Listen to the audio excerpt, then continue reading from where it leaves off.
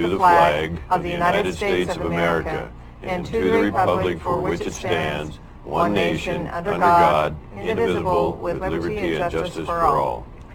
Thank you. Let me introduce everybody. To my far left, we have Administrator Schroeder, then Commissioner Huxley, myself, Commissioner Gold, Commissioner Boyce. I don't know where our council huddle is, but when he comes in, he'll be in that seat. And then we've got John Jesuit, Administrative Assistant. So let's start by talking about amendments to the agenda. Are there any?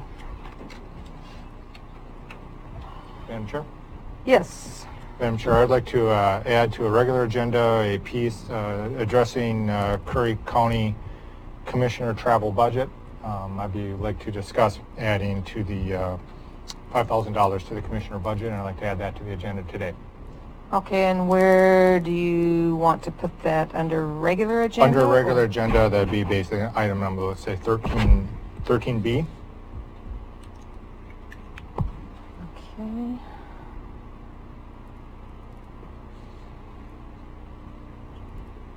Any other amendments to the agenda?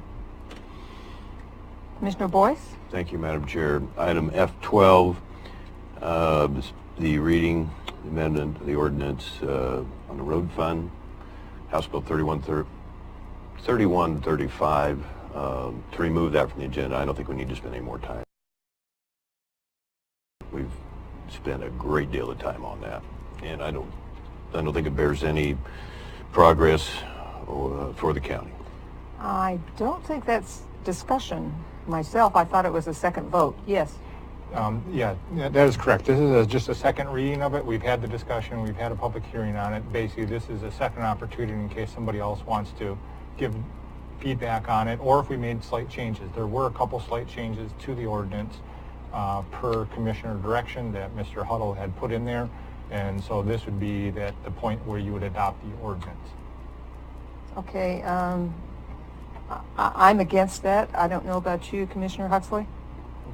You're talking about deleting. F12? Deleting. You're talking about F12. F12, yeah. This deleting is the one that. that we unanimously voted to approve the first reading, all three commissioners. Right. And now a commissioner wants to pull it.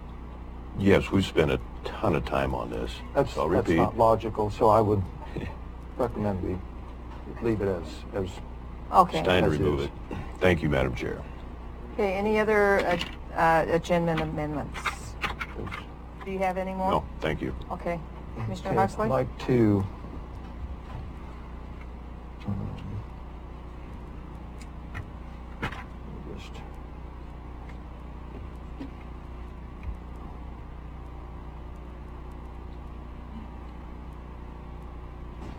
on the consent calendar, just for discussion, I'd like to pull E5, 6, and 8.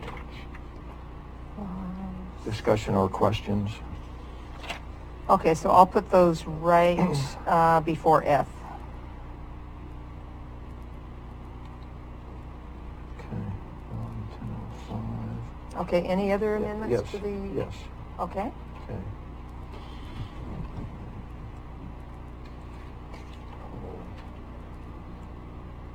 E5,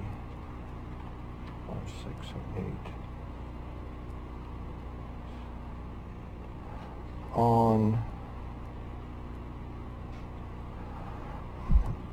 On F9, this was put on, it didn't meet the standard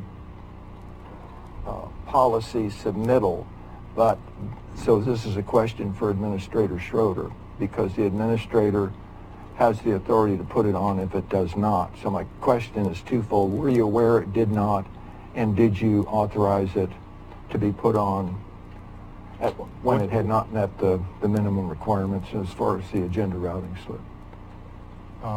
What particular issue did it not meet the... It didn't have any memo explanation as far as the purpose why.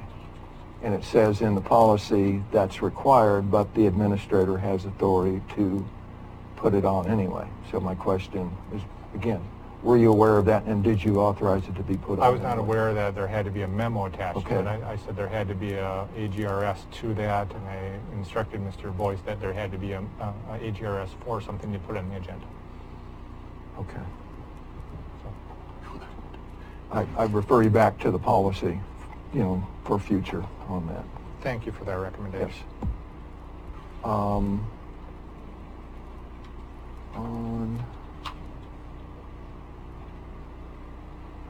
On the executive session K, it appears this is, for all intent and purposes, a done deal. I would recommend that we just discuss this in open session. I see no purpose by not doing so with the documents that were put out there in the agenda packet. So my recommendation is we just discuss that. We delete executive session and discuss those items at that point in an open session. It's my understanding the board can decide not to go into executive session. We're at the point with the 223 union where we have the tentative agreements. Our negotiator, Bruce Bischoff, has signed off on it, and the union's 223 negotiator has signed off on it. We're looking for board direction to say that you would agree to the terms of this, at which point we would basically interject and put those back into the entire contract, send it back over to the union would ratify it, and come back to you at the December 5th meeting for a vote and an order approving the contract. And all those terms that was out in the packet, reference, yes. They were in the packet. Yeah. They're all in the packet. So. The financial public. implementations is Yeah. the only thing that I have that is not in the packet. I have a spreadsheet with everybody's Correct. names and numbers and as far as, salary, and those are the things that the board might want to consider. The question is, do you want to approve that wage increase language? And if you have no intention of changing the recommended percentage wage increase, then there isn't any reason to go into executive session. Commissioner Boyce? Just, Administrator Schroeder, do we have a specific time for executive session? Should we continue with that agenda? I had coordinated with Bruce Bischoff for 1:15 to be available to call if so needed. If you had specific questions for your designated union negotiator. How do you feel about the executive session? Do you think it's necessary, or? I would be fine taking on executive session. Normally, there doesn't seem to be an awful lot of issues for the board to discuss confidentially at this point. I think I would recommend, and my recommendation, as you saw in the packet, is to approve the tentative agreements. I was just going to go over the financial implications of that.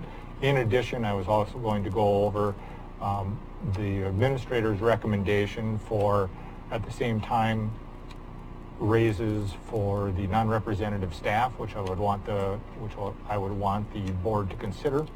So those are things I would like to discuss in executive session, but if you want to discuss that in the open, I'd be fine discussing that. This is part of basically... That changes things a little bit. Yeah, I think an executive session would be best for that. That's not part of the executive session. That's listed here, you're right. Absolutely not. Wage increases? No, this was the labor statute. negotiations. It's not even part of it. Okay. Commissioner Boyce? But it can be, and maybe should be part of it. If it's an issue that we need to discuss, I thought it was something that the board should be aware of as you're settling labor Absolutely. contracts, that there are other issues that you have to consider and other financial considerations that the board should consider as a whole package, not necessarily as a standalone issue. But if the board does not wish to consider that, I'm fine with that. well, I'll bring it back at December 5th meeting then. Okay, that's, I would support that, but it does not. well, it with certainly this needs to be reference- discussed. With this statutory reference, Yeah. it would not even be allowed to be discussed. That definitely needs to be discussed, I would say. So it would but be it needs illegal to to- be in an executive session. it would be illegal to discuss it today in executive session. You'd I have don't to get ask, it. With what's noted, that's you could correct. ask the attorney that question. Correct. Counsel Hutto, what's your opinion? Did you catch that? Executive sessions are permissive. It typically says the Board of Commissioners may meet in executive session for the following purposes. So it's not a requirement to be in executive session. However, for executive sessions is you can only speak in executive session. You can only go into executive or closed session on the certain listed limited items. What, if I'm following the conversation correctly, Mr. Schroeder wants you to consider an executive session is a possible consequence of the union decision, which would be your deliberation on whether you want to make the decision on unions. But what I'm hearing some of the board say is that's a separate matter and that's not going to affect our decision on the unions. So really, it's if it were a standalone matter, I don't think there's an executive session permitted for the board to go into to talk about everyone else's salary, if that's the idea there. So if you didn't talk about the union contract in executive session, you cannot talk about this standalone issue of everyone else's salary in executive session. What I've heard the board say here is we'd like to talk about that some other time. So that's the analysis. Commissioner Boyce? And you said you could do that December 5th, general meeting? Sure. And then, okay, great. Okay, so question, do we want item K 17 and 18 to be out of executive session? Sorry about that. Pull it from Just pull executive it? session. And Is everybody discuss it okay in with that, in or- open session. I think you have a consensus, Madam Chair. Okay, good. So any other amendments to the agenda? Okay, could I get a motion then to approve the agenda as amended? I would motion to approve the agenda as amended. Do I have a second? Second, Madam Chair.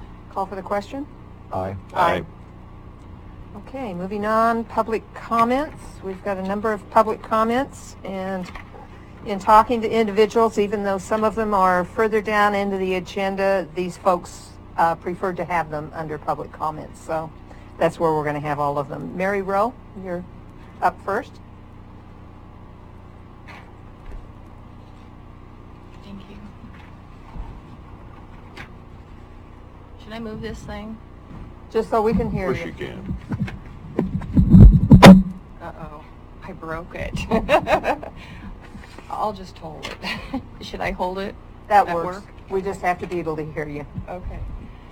I am Mary Rowe. I was told several days ago that today would be the beginning of a lengthy decision-making process about how to deal with the challenge of the Ninth Circuit Court of Appeals decision. But in light of recent troublesome events in Brookings, I fear that the next Curry County BOC meeting may find you voting on an ordinance. Thus, I very quickly jotted down a few points to present to you today at the last minute.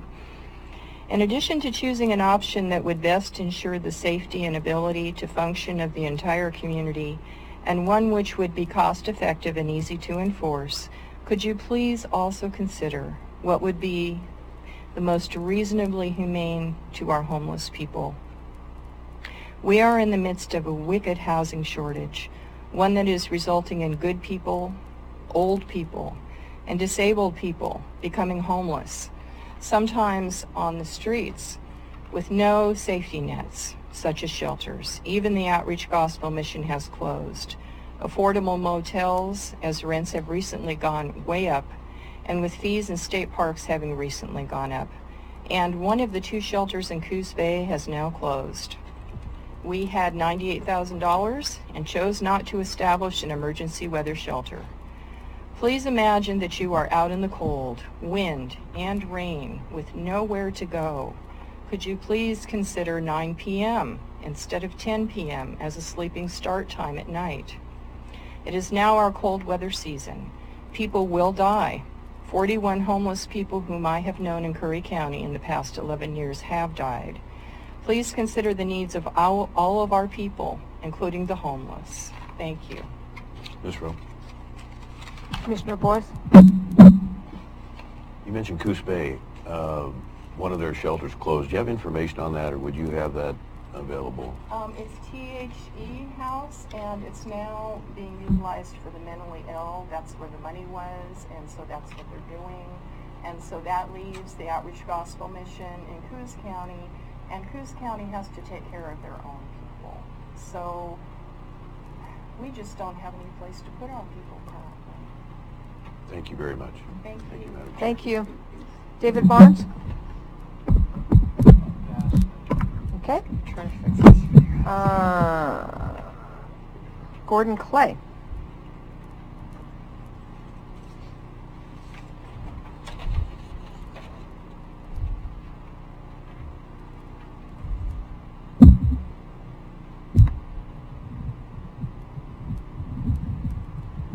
You can do it. Gordon Clay, Brookings, Oregon. Remember me? I was here 113 days ago describing a 15-hour wild goose chase of someone who was in a major mental health crisis trying to find someone in this county who could help.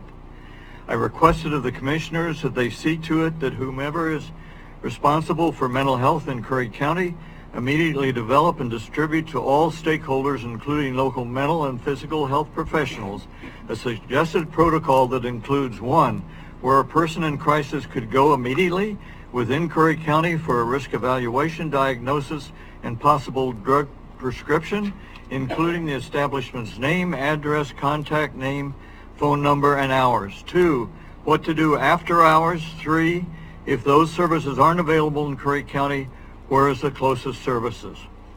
2 weeks later, 2 weeks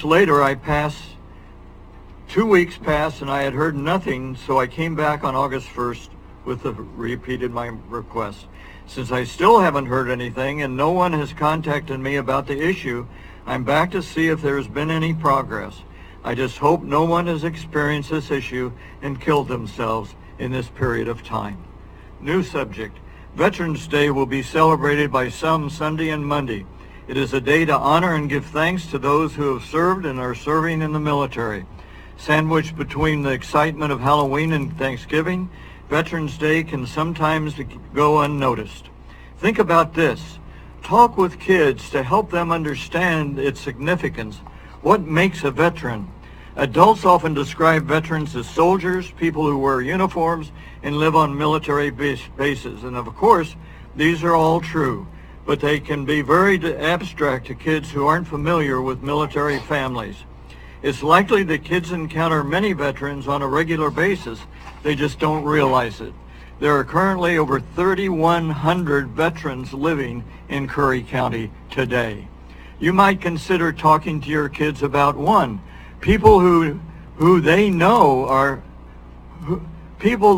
who are veterans, family, friends, school staffs, church members, store clerks, etc. They're everywhere. A soldier's job, and if you served, what it's like to be a soldier. Things that soldiers sacrifice to keep our country free, family time, holidays, special events with their children, personal safety, and freedoms that we have as Americans. Be a model for your children. When you see a veteran or pass a soldier in the airport, simply say, thank you. Our kids learn from us. It's a simple act of gratitude, but it means so much. One caveat, by the way, Curry County law enforcement has dealt with at least 42 suicidal subjects and 1 mental subject in the last 113 days. Thank you, Gordon. Madam Chair. Commissioner Boyce? Quickly, Brenda, could you come here for just a second? Sorry. it's okay. Go ahead with your comment. Thank you. Mr. Clay, when you wrote us on November 4th, since then, have you had any contact with Curry Community Health? Aaron Porter. Well, remember, they pulled it. Why? Because Okay. Ken was going to connect with the different, they changed the name of the board, Yeah. so we moved it to the 5th. They're going to change the name. You need to be on the mic, Gordon. I have been in 2 meetings with members of CCH and actually asked at one of them, and I have gotten no feedback. Okay. I'll work on that for you. Thank you. You're welcome. Okay. Yeah, probably the copy thing. Okay. Okay, next, Connie Hunter.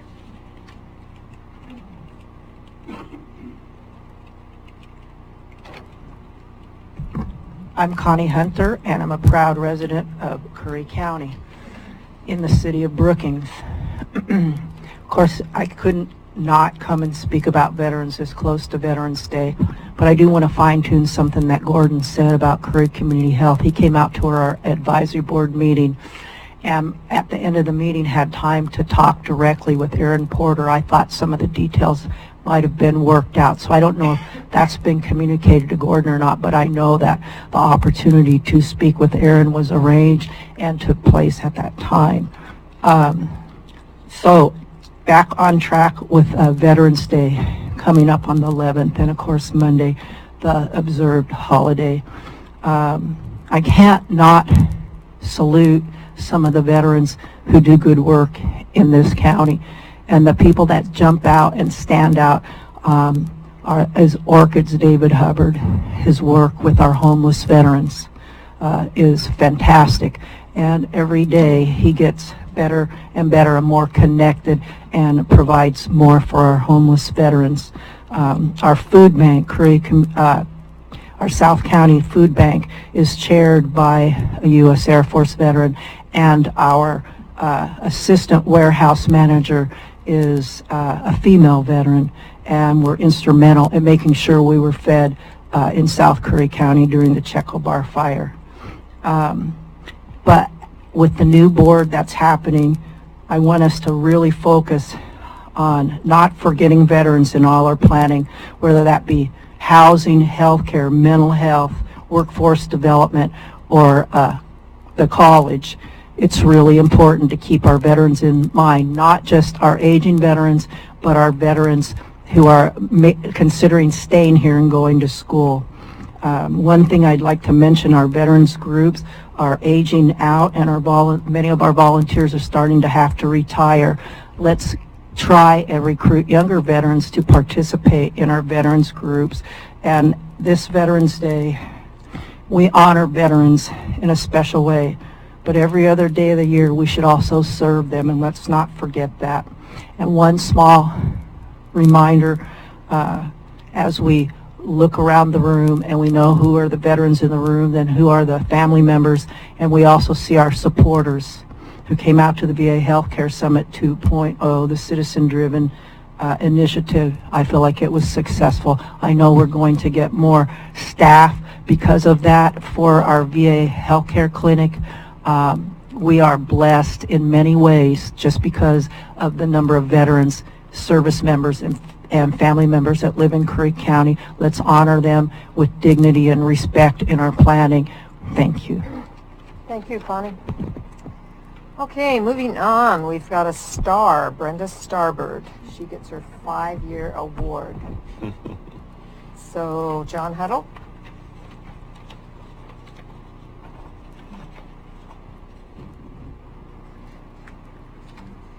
Hey, Brenda, you have to come on up here. Does she get a little star to put on her forehead for today? Or No, something she like just that? gets a lapel pin. Oh. So hi, I'm John Huddle. I'm County Council. I've been here since January of 2016, and it was my great fortune to get a good job here at the county that also came with a outstanding administrative assistant.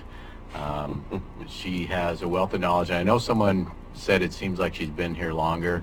I technically think Brenda has been here for more than 5 years. She was here and then she left and then she came back. But it is with great appreciation that I present to you, Brenda, your recognition for 5 years of service. Thank you. And that's your plaque. I don't know if there we are. Here. Hold up, there you go. There you go. There's your plaque. And there. And then this is your pin that I will put on your Forehead. No, this isn't the Navy. Okay. Here we go. And me. Yeah. Right. So, and the comment about the Navy, a buddy of mine was in submarines, and he said they would take those pins and put them on you and pound them right into your thing without the backing on it. So, anyway, that's just an explanation. I have all respect for our branch of the military. So, Brenda, thank you. Brenda, how many years were you here previous? How many years were you here previous? About 11. So have you gotten a 5-year pin before and a 10-year pin? I don't know. No. Oh, darn. You could have had 2 5s and a 10. And I know that if any of you have had the opportunity to work with Brenda, I know y'all have, you know that everything I'm saying is true. She's just fantastic. So, really, She is. thank you. Thanks, Brenda. Can I say real quick? Yes, I know I certainly. didn't sign up, but I just wanted to say, actually, Brenda worked for me in the commissioner's office, and Doris was your aunt, right? Yeah. And Doris Brewer was her aunt, and she worked for the Board of Commissioners with Commissioner McVeigh, Hanscom, Regan, and many before that, Worschel, lots and lots. And her mother also worked in mental health, so she's from a Curry County family. Former, Madam Chair, former Commissioner Olds was in the office today. Commissioner Olds was sure glad, yeah, he was sure glad to That see you, Lloyd by the Olds? way. Yes, Oh, yes. wish I'd seen him. Okay, supplemental budget for veteran service, Louise Kallstrom. We've asked Louise to come up and explain basically something that was approved earlier. Louise was at an in-service and was not able to come, and in reviewing the tape, Louise reviewed the tape of our discussion. I probably did not, give 100% understanding of it, and so she has come to help give a little bit better understanding of the item. Louise Kallstrom, county accountant. Actually, I didn't view the tape. I've been preparing for the audit, which starts next Tuesday, so I didn't have a chance to review what the discussion was on that meeting, but I did hear there were some questions. So if I could help in any way by answering those questions, even though this has already been approved, I just want to make sure that everything's clarified. Okay. Does anybody have any questions? We raised some questions, but I don't remember. I didn't go back to review, Okay. to see what questions. Where is your steel trap mind? I think, Louise, I think one of the questions that came up, I remember, when you're looking at Exhibit C on the particular document and you're looking at the grants, you have the existing budget of like $48,000, then you have a negative budget change of $4,800, being in a new budget of $44,000. And you get down to the bottom and you have a change of $27,000, but you're actually adding Okay, so what? 30 something. Yeah. Just So, walk me through that. One of the things that happened was our budget's reviewed by the state, the Veterans Office that gives us the money, and the existing budget that we approved last spring was over the amount by about almost $10,000. So we print out our revenue and expense report and give that to them to show what our budget is. And they wanted to see the correct amount of revenue that's coming from their offices, from the state offices. So we adjusted that revenue down to the actual amount that we will actually receive this year. They also wanted us to show that we're not supplanting the extra money that we got, because they basically doubled the amount that they're giving to the program. And so what they wanted to see is that the county is supporting the veterans services in the same amount it did before that we got the extra money. So that we needed to have a budget that provided from the general fund at least the $49,000 that they had before. So in order to do that, we had went through and looked at what we needed to do to what we needed to spend the money on. So we made decisions about adding I think another hour to the irregular support person, and then also an assigned vehicle and a new copier, and the resource to provide revenue expenditure budget for the resource fairs. So the reason that we increased our expenditures by $27,000, but brought over $37,000 is, we're looking at the expenditure budget, and it's 135,000. We reduced revenue by 10 because it actually did not exist. So we needed to provide the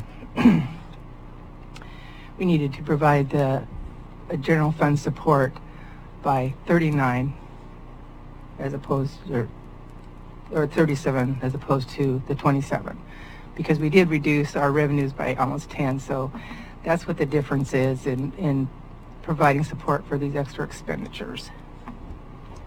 Commissioner Huxley? Look, your reference to the 9 or 10,000, I understood from my recollection, the question was why the $4,800 reduction in each of those, that the actual grant was not 48,000 or 49,000, it was $5,000 less approximately. But that was the reason. I mean, yes, it's actually, the grant is those two numbers added together. So instead of $97,000 revenue from that we're going to get, that we budgeted to get from the grant, we're getting 88. Okay.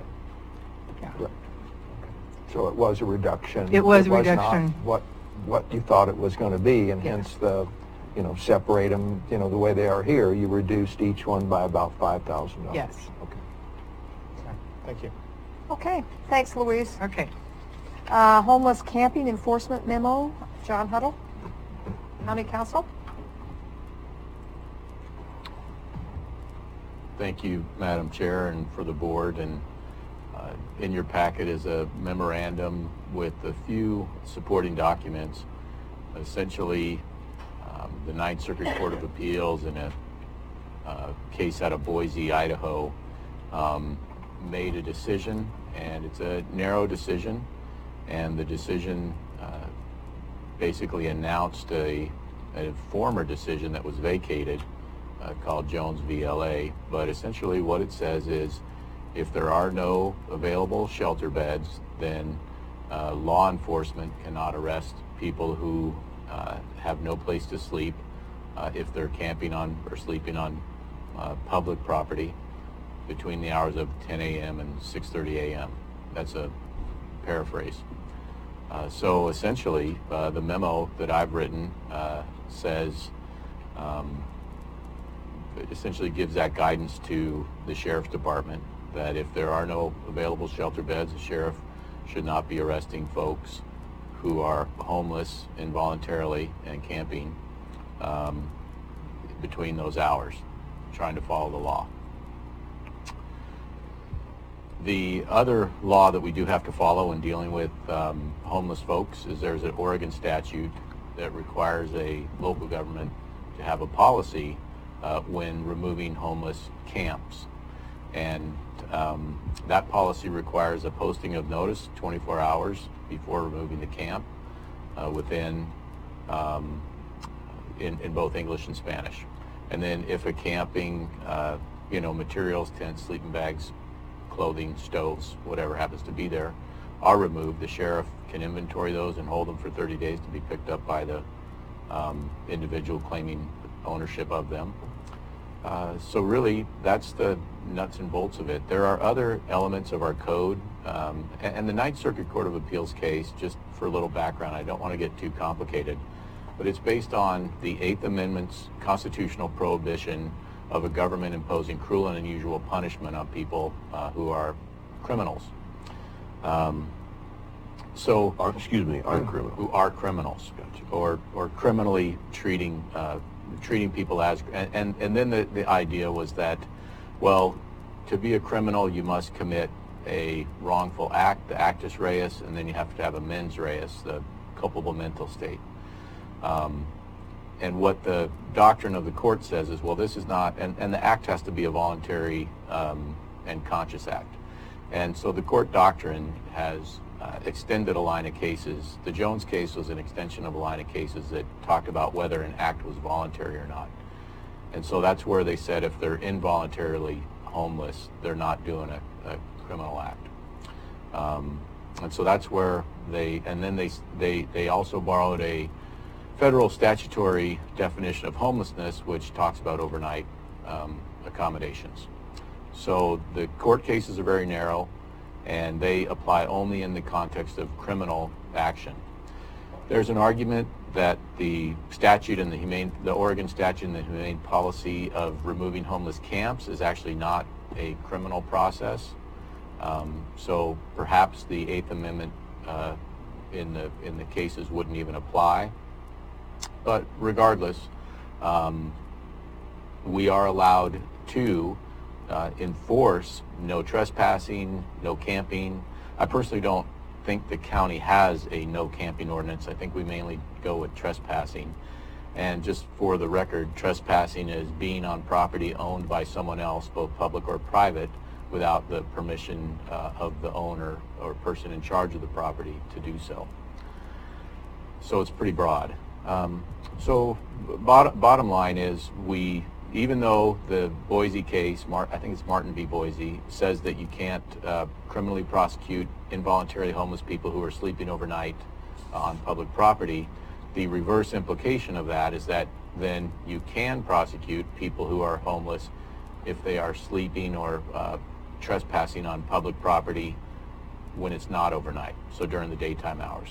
And then if we were going to enforce our code in that respect, we would have to follow then the county's humane policy on treatment of homeless individuals, which means even if we could say you're trespassing during daylight hours, we would still need to post notice 24 hours in advance, so they'd have a 24-hour notice that we were intending to remove their stuff, and then they would be able to get their stuff back from us. And really that's the long and the short of it. It's, to me, the decision was, again, it was a resurrection, if you would, of a case that was vacated through a settlement. And then it was also, we also have, with our existing policy that we've had in place, the humane policy on removing homeless camps per Oregon state law, which requires consultation with available resources and shelters and folks who provide services to homeless. I think we could be seen to be complying with the cases. And then I understand, this came to my attention when there were some people camping in tents at the Port of Brookings Harbor. Our sheriff, and I support the sheriff in taking a cautious approach in light of the Boise case. Our sheriff communicated to the folks at the harbor that because of that case we couldn't do anything, which again we just were taking a time out on enforcing before checking with lawyers. And so after checking with me, and I've checked with my colleagues who deal with this area of the law, I've given the sheriff direction that he can enforce trespassing, being on public or private property without permission or being told to leave during daylight hours on homeless people, so long as he complies with the 24-hour notice and the inventory position of the property. Really, that's all I had, unless there's any questions. Does anybody have any questions? Commissioner Huxley? Will that, there's county jurisdiction and then there's city, this is a question, there's city jurisdiction. So the county, one question is, the county does not have jurisdiction over the Brookings Library, for example, area. Is that correct? It would be the city of Brookings would have jurisdiction there? Or the tax district of the library? Sure. I Which is see in what the city of Brookings jurisdiction. Right, I see what you're saying, and so it's a mixed answer. I don't want to get too fancy here, but there's I used to be a lawyer for a city, and our local police, for lack of a better word, didn't like it when the sheriff would enforce the laws within city limits. But there's an argument that a sheriff may have jurisdiction over the entire county. But there's also a statute that says our laws, the ordinances that we adopt on our own, do not apply within city limits. So if the sheriff was I don't want to get too complicated, but the bottom line is, I would be surprised if our sheriff had to go to a library, because it is in the city limits of Brookings, and the city limits of Brookings has its own police department. So you pretty much answered my question. The shorthand answer is yes. It's not our jurisdiction to enforce things at the library. And one additional question. We had the issues up the North Bank Road. So we're going from one thing, we're camping in a tent, if you will, and then the North Bank Road scenarios were perhaps camping in tents and or RVs. And I think to take that a little bit further, you had commented in looking at exactly where, or somebody had looked at the location of some of the vehicles. Some were in the right of way for the county road, some were not. You know, apparently there were some questions there, but so how might that be handled? Because I would expect that that's still a pretty hot topic in that location, you know, from my understanding. And if you give notice, you post notice, if somebody moves or if somebody else, you know, they trade places, you know, or is it just that if you post in that particular geographic location, that will suffice regardless of who's there, so long as you believe they were there for at least 24 hours?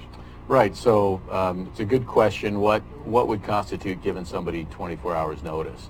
Again, my past experience in a different jurisdiction, we dealt with this question. We had a creek going through the center of town.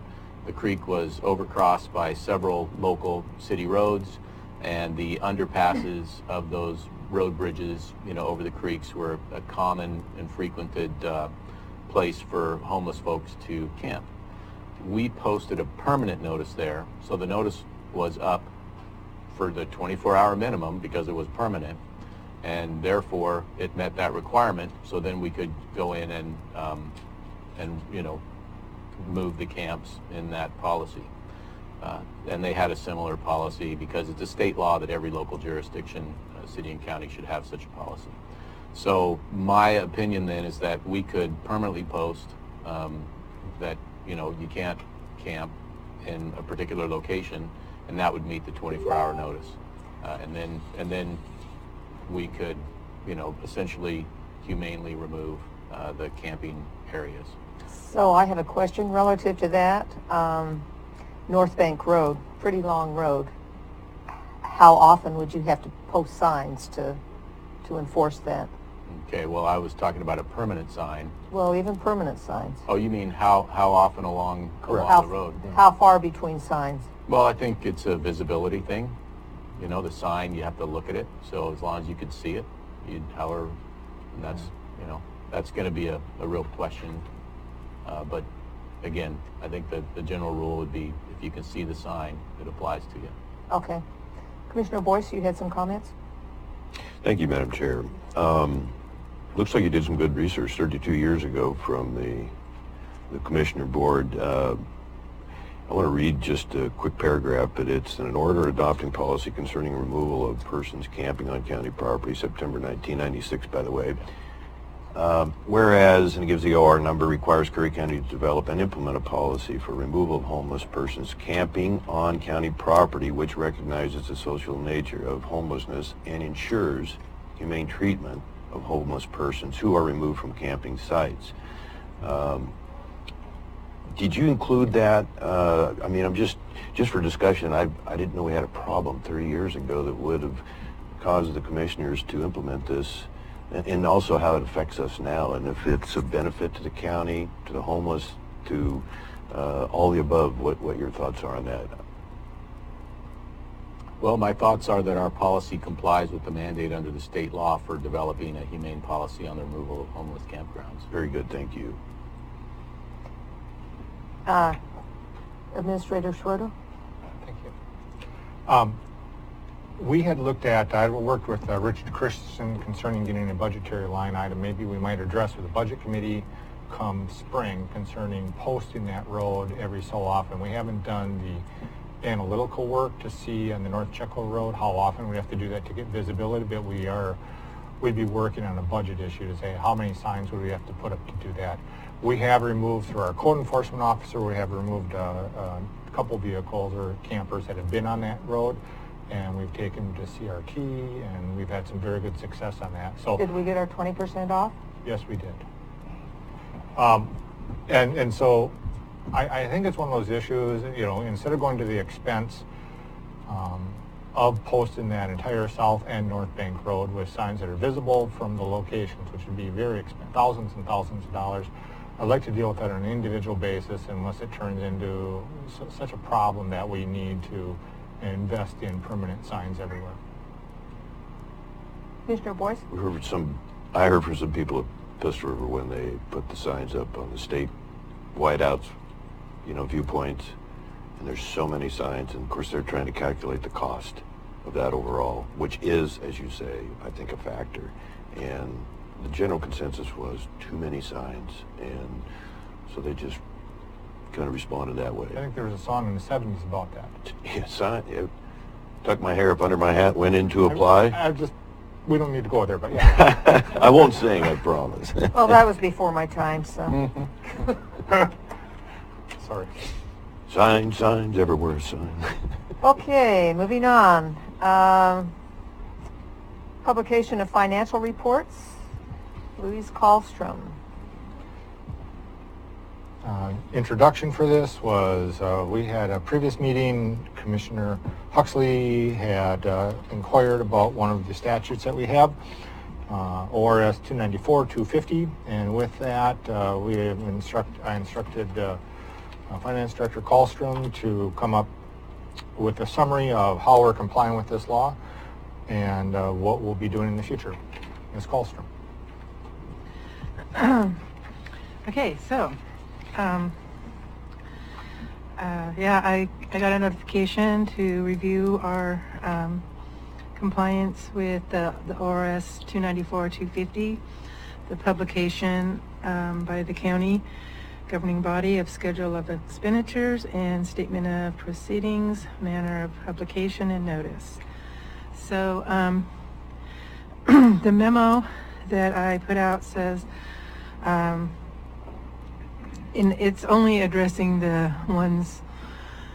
subsections of this ORS that I felt needed to be answered. So subsection 3 asks for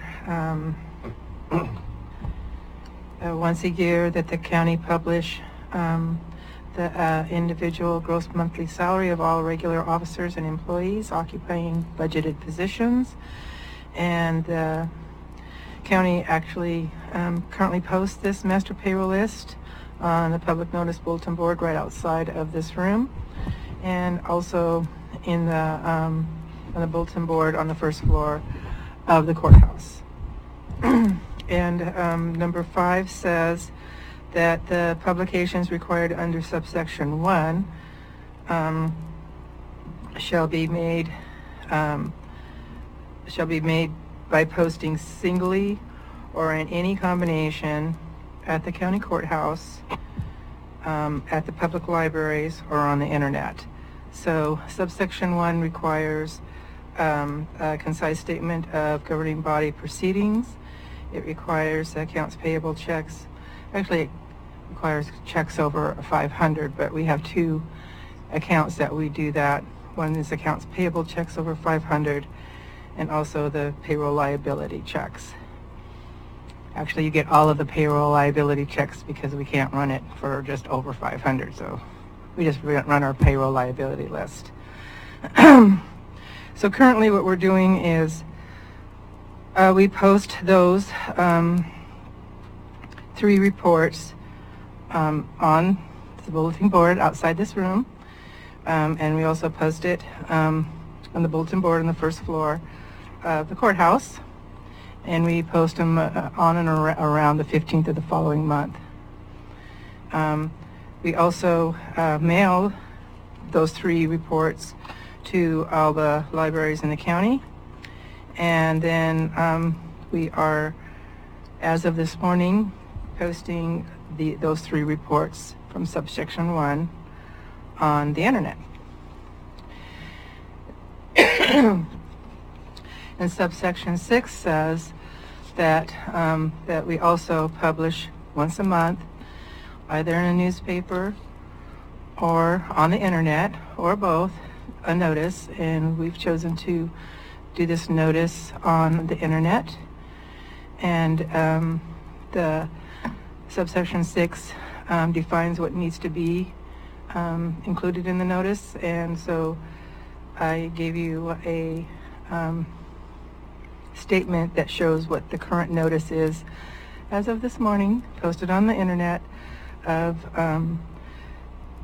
where that the reports are posted and available for review, and where those locations are, and that the master payroll list is posted and available for review, and where that location is, and also a statement saying that copies of all of the or part of the posted information may be obtained from Curry County upon request and upon payment of a fee not exceeding the actual costs incurred by the county in making copies of this posted information.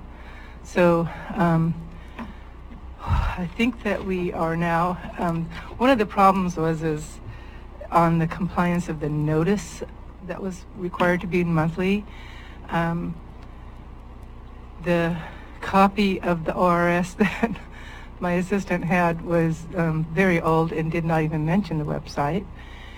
And when I asked her about that part, she said when she started here, that notice was done on a monthly basis by the council's office. And then I checked on that, and apparently in 2009 it was done once. And actually nobody else ever followed up on that. So it's now being done on the website, and it will be done monthly. Commissioner Huxley? My question specifically, you know, while you've commented on a lot of other areas on it too, my question specifically was the list of payables for $500. Mm-hmm. And more specifically, the means, you know, I knew it wasn't put out. I knew it was available because I had requested and received it, you know, as a commissioner several years ago. But in reading the statute, that the internet is the key because it was supposed to have been published in the newspaper. In this case, it would have been 2 newspapers each month, which I'm sure hasn't been done. And with the internet, there's no reason to do that. So the key to me is that while it had never been noticed as it was supposed to be, the internet, we can't go back, we can go forward. And to do it just with the internet only would suffice for all these requirements. So at some point, if you want to even eliminate mailing, you know, and photocopying and mailing, that is above and beyond and is not required. The internet on the county website would suffice for all the legal requirements. And we did discuss that we have been posting it in the county courthouse and also in the annex, and mailing it to the libraries. And currently what we're doing on the number 5 publication of how we do these publications, we're doing all 3. We were doing 2, and now we're doing all 3. But the libraries are used to getting these reports and posting it on their bulletin boards, and so for the time being, I think that we're just going to continue to do that. It provides the information in another place that maybe people are looking for, finding it at that place. So I don't see any reason not to just send it to the libraries like we've always done. And we also post it on our public notice bulletin boards here in the county, which I think is a good idea. And now it's also on the internet. So I have a question kind of related to this whole thing. Are we getting any closer to being able to put on the website like our budgets and stuff that cost thousands of dollars to put That's local. in the newspaper? That's local budget law, and local budget law still requires us to set a tax rate with our budget committee when it's a permanent tax rate. So getting them to update local budget law to reality is kind So of... we'll be in the, I don't know. I mean, that was, permanent tax rates were set in the 90s, and we still have to set that permanent tax rate as part of our following local budget law every year. So okay, well, just saying, it would be nice. trying to save some money here. I know. Okay, On the Commissioner budget, Huxley? we still need to look at the budget that is talking about budgets, not budget notice, but budgets. The budget that is on the county website is still the same one I mentioned to you. I think I need you to talk to Sina, because she looked at the printed version of the budget and she looked at the one on the website. She said she's seeing them in exactly the same. So if you can show her what you're looking at, that would help us. Okay, it's the indexes. The indexes are different. One has 20 or 25 pages more than the other, and then so it's, she didn't see that. So I guess you would need to talk directly to her and show what you are looking at. So Okay. Yeah. Sometimes it takes two sets of eyes or Yeah. more, so I don't know. Everybody's human and we all make mistakes, I think. Yeah, well, if we have a problem, we want to correct it, but we couldn't see from our printed versions and what's on the internet, they looked exactly the same number of pages, so. Okay, thanks, Louise. Next, we need to appoint a member to the Planning Commission from North County. Madam Chair, we've gone to adopt the consent agenda. Oh, I am so sorry. Oh, you're right. Actually, got you are right. pulled, That is though. the only thing left You in the got pulled. consent agenda. Well, there's one thing on the consent agenda, Yes. which is to appoint. So do we have a motion to approve the consent agenda, what's left of it? Number 7, appoint a member to Planning Commission from North County. So moved, Madam Chair. I'll second it. Call for the question? Aye. Aye. May I ask a question on that? Sure. Congratulations. There's on the Planning Commission, this is a question for, I think, perhaps Administrator Schroeder.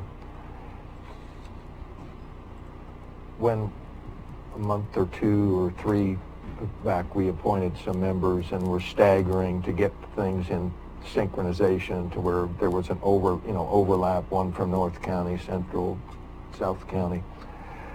And you mentioned I think in this agenda that there's a offer's been made for a planning director that starts in early January. Is that not the same individual that was one of the planning commissioners? Yeah, she will. Yeah, our new county planner will be having to resign from the planning commission. That was we will be putting that out. Okay. And we'll start advertising for that soon in order to get an applicant on board as soon as we can. Okay, thanks. Okay, then the things that were taken off the consent agenda, first of all, the Sheriff Department copier lease, was there? I just had a question, and in part, the question was,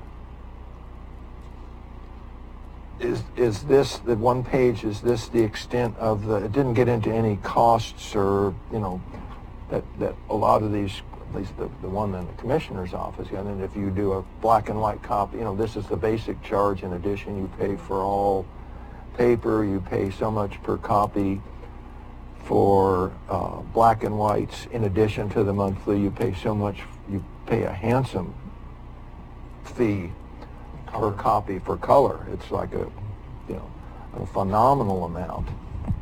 And I remember when the lease on the commissioner's office came up a couple of years ago now, probably. That was a real issue. But I didn't see anything here on that. And that was my question. Okay, I guess Sheriff can answer it. There must Sheriff be a Ward? document somewhere. So we have 3 copiers through this RICO contract, one in dispatch, one in the jail, and one in the civil. Sheriff Ward, Perry County Sheriff's Office. Two of the copiers from Rico are still under contract. The third copier has expired. The contract expired, so we were looking at a way to figure out what would save us costs by going to another company, which we did with South Coast Office Supply. And what we're going to do is, instead of replacing that one copier, we're going to get two copiers for an additional $25 a month.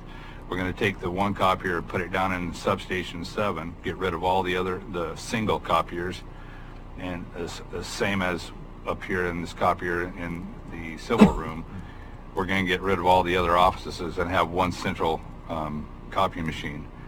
Everything will save a ton of money that way. We won't have these individual printers and copiers anymore, as far as having to replace cartridges and the cost of repair on them. So what this is, and you're right, we do have that what it costs for the individual color and black and white was with the contract, but we're saving a ton of money, and we're always looking at a way to squeeze a dime out of a nickel. So I think this is a great thing, and we're going with South Coast Office Supply. They're going to be a lot more responsive than the Rico out of the area. So I don't know about anybody else, but I'm all for saving money. And that wasn't, my only question was, I didn't see any of those copy rates in this one-page contract. That was my only question. Where, we have those. I'm not sure why it wasn't with that, but it is a savings of the copy colors, and we're always going through black and white when we can, and there are certain things that we had to put in color. But the details, DJ Storn can certainly get you that information. well, they should be part of this document.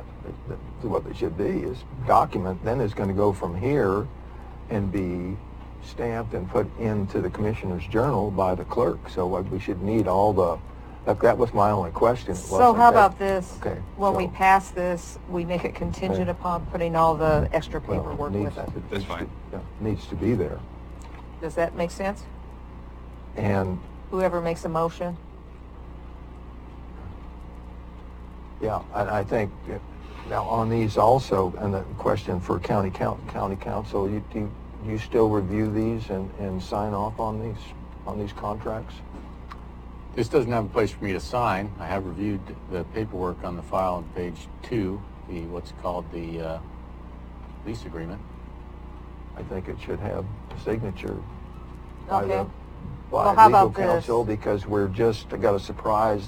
My reason for being touchy on this, we had another surprise just 1 week ago on a contract with the road department, received an invoice from the state for almost $200,000 on additional costs for a grant that the county entered into 4 or 5 years ago, and Well, I it know just you're, shouldn't happen. if I could, I know you're saying that was a surprise, but I actually think that language, that consequence was a possibility in that grant agreement, was expressly in the grant agreement. And, it's permissible to make an agreement where you say, yeah, if the expense of this project is over the grant, we'll pay it. And so even a legal review of that would say it's legal to do that. I mean, the legal review... There wasn't a question whether, my Right. concern wasn't whether it was legal, it was why would we sign off to exposure like that, and 4 or 5 years later, the county got a $200,000 surprise. Okay. I don't think there's any, Okay, so when we make this motion, let's make it contingent upon getting all of the paperwork and signature page from Council Huddle. thank you, I would absolutely... make that motion then? Make that motion, yes. Well, if I could, I approve the form of the order approving this. If you look, it's on the next page. So I will tell you that I won't sign the order until I see, until the paperwork's included with it, if that's Okay. fair enough. Mhm. Okay. So do we have a motion for this item? I'll motion to approve the Sheriff Department copy lease agreement, item E5, with the following requirements that have just been discussed and agreed to with county Okay. council. Do I have a second? Second, Madam Chair. Any further discussion? Call for the question. Aye? Aye. Aye. Okay, second thing that we took off the agenda was the minutes for the workshop of September 12th. Okay, my question on this was not the content of the minutes. It's the individual, in this case, you know, we had a lot of discussion last week, again, on minutes. Lots of discussion. And cost of minutes. And what would be included and what would not be included, and the budget specifically for doing minutes.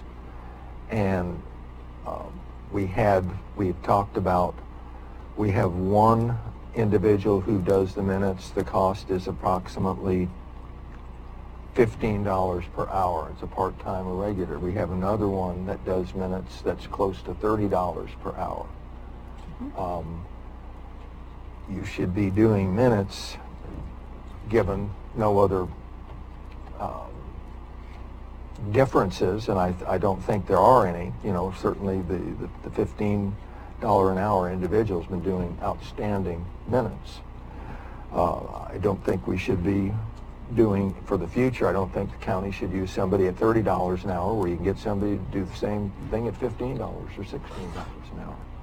Administrator It's going to Schroeder? blow the budgets right out of the water if you We do. have to manage the $15 an hour employee less than 19 hours per week, or she ends up in a different category, and we have different issues concerning health care. So she only has a maximum amount of hours, and when she reaches that, we take over with JJ. So we can't get her over 19 hours.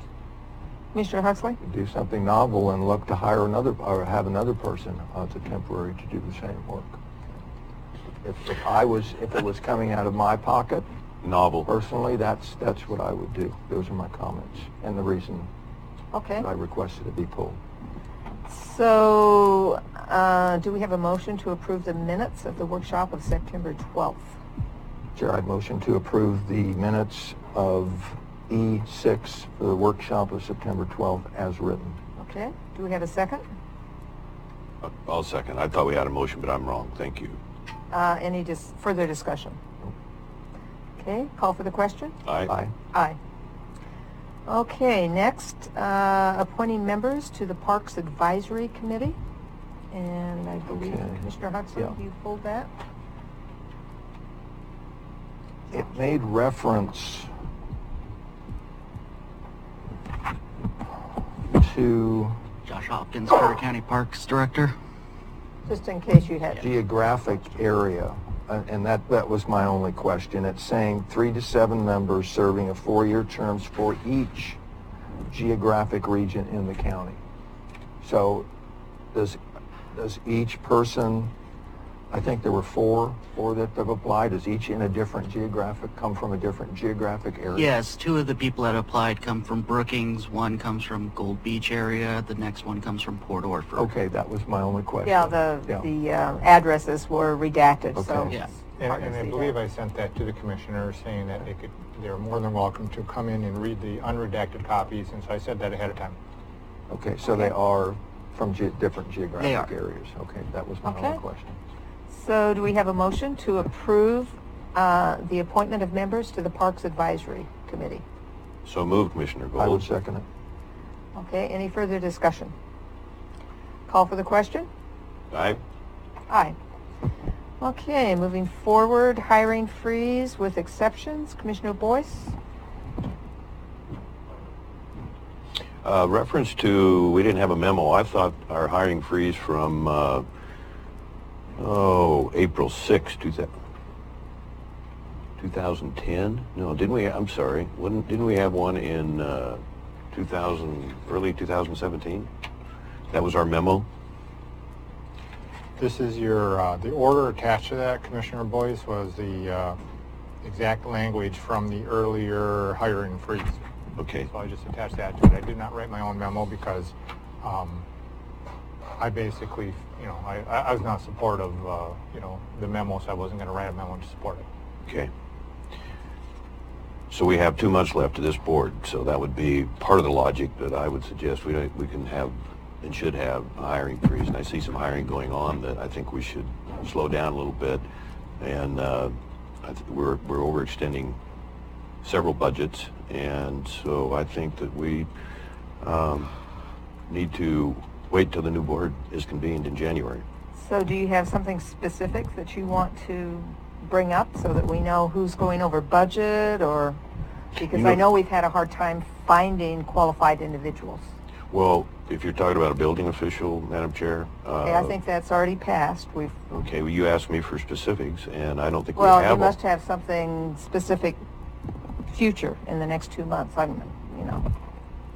think it's good business, other than we're sitting here looking at 2 months with a lame duck commission board, and I think it would be wise for us just to slow down any additional hiring, with obvious exceptions. There's a reason that this was supported, the previous hiring freeze, and I think it should be supported now. What are your thoughts?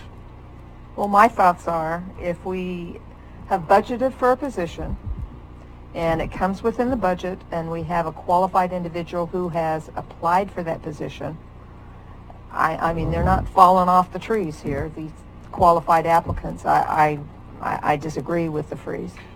So there is a demand for labor. This is true. Because the economy is doing a little better. Curry County might be a little bit behind in that pace, but I don't see any reason to rush. I think our departments are well covered, and that's the basis for. And we have some spending going on here with attorneys and several other, I think, out of control spending that I'll give a report on December 5th. And I think it's going to be pretty eye-opening. I've heard you say 3 times today you're all about saving money. I'm going to give you some opportunities to review. Commissioner Huxley?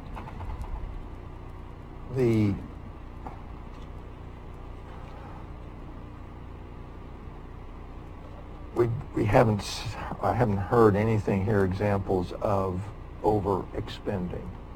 Now, what we did learn for a specific example, because that's what we haven't heard here as far as dollars, that in the discussion that we had on the building official, which has been used as a example,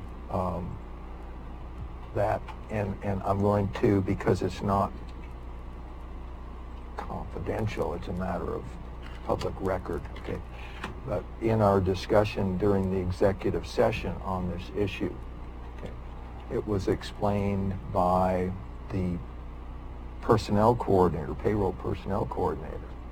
On that position, they had for 5 months attempted to recruit a qualified building official, and it was 5 months that was used, and that the first individual that they, in their opinion, that was the most qualified, declined the offer. I think that, again, so it was 5 months, so it wasn't, it was budgeted. Okay, it's not that and if you don't use a budgeted position, clearly you don't consume part of that budget. So if you are 5 months after you've approved the budget in June or June 30th here for that position, so we're July, August, September, October, that's 4 months that we have for an approved position that we haven't filled. There's no way that you're going to exceed the budget for that fiscal year if it unfortunately takes you 4 or 5 months to recruit someone. The same exact example for the planning director. This is replacing a planning director that notice was given some months back by the existing or the former planning director. There's been research, for possible positions have been advertised for recruitment of that position for many months. That one's even a little more concerning because it's a statutory position requirement. It's not optional on the county. And now they've found one apparently, and that's according to the administrator, has the authority given to them by this board to hire that position, has determined that they're going to fill the position because they finally have found or located a qualified individual that was willing to accept the position. So I think to do otherwise is And that was within the budgeted pay. absolute, So, Madam so- Chair, though, where is the extra money going to come from? I mean, just in labor settlements with the 4 different entities that we past and future are going to deal with, I mean, we're talking, I don't want to use a figure because I don't think I'm at liberty to do that, even on an estimate basis, but we're talking a lot of money. Where's that money going to come from? We're going to be paying the labor negotiator up to, I don't know, $40,000. I mean, I can be corrected on that, would love to be corrected. Staff time, we can argue about the Community Development Department, how it's been managed over the last several months, even years, and if I don't buy, well, there are some issues down there, and there has been a financial drain, at the very least, has been marginally effective down there, and so we rush out and we hire someone that we have to pay to train that may or may not stay. And meanwhile, until he does get trained, we've got to hire Brookings to come in and do the job until he's ready. Nothing against this gentleman whatsoever. He may end up being a great fit down there. But the money is going out in a variety of areas, and, okay, I mean, I'll be Administrator specific Schroeder? on it. I would recommend that we, is there a motion to approve a hiring freeze or not? I would end discussion on this. Why would you do that? Well, you don't seem to be making any progress towards the deliberations concerning the motion at hand, and I have not heard a motion yet. do we have a motion to have a hiring freeze with exceptions? So moved, Madam Chair. A second? Barring no second, motion fails. Okay, next, Boyce Cove Park ADA compliant restaurant, or excuse me, restroom remodel. A little bit of difference there. Josh, we hope we don't have a restaurant in there. We've got to have some humor here, I'm sorry.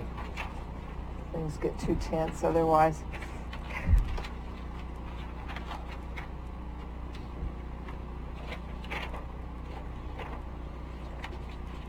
Stumbo.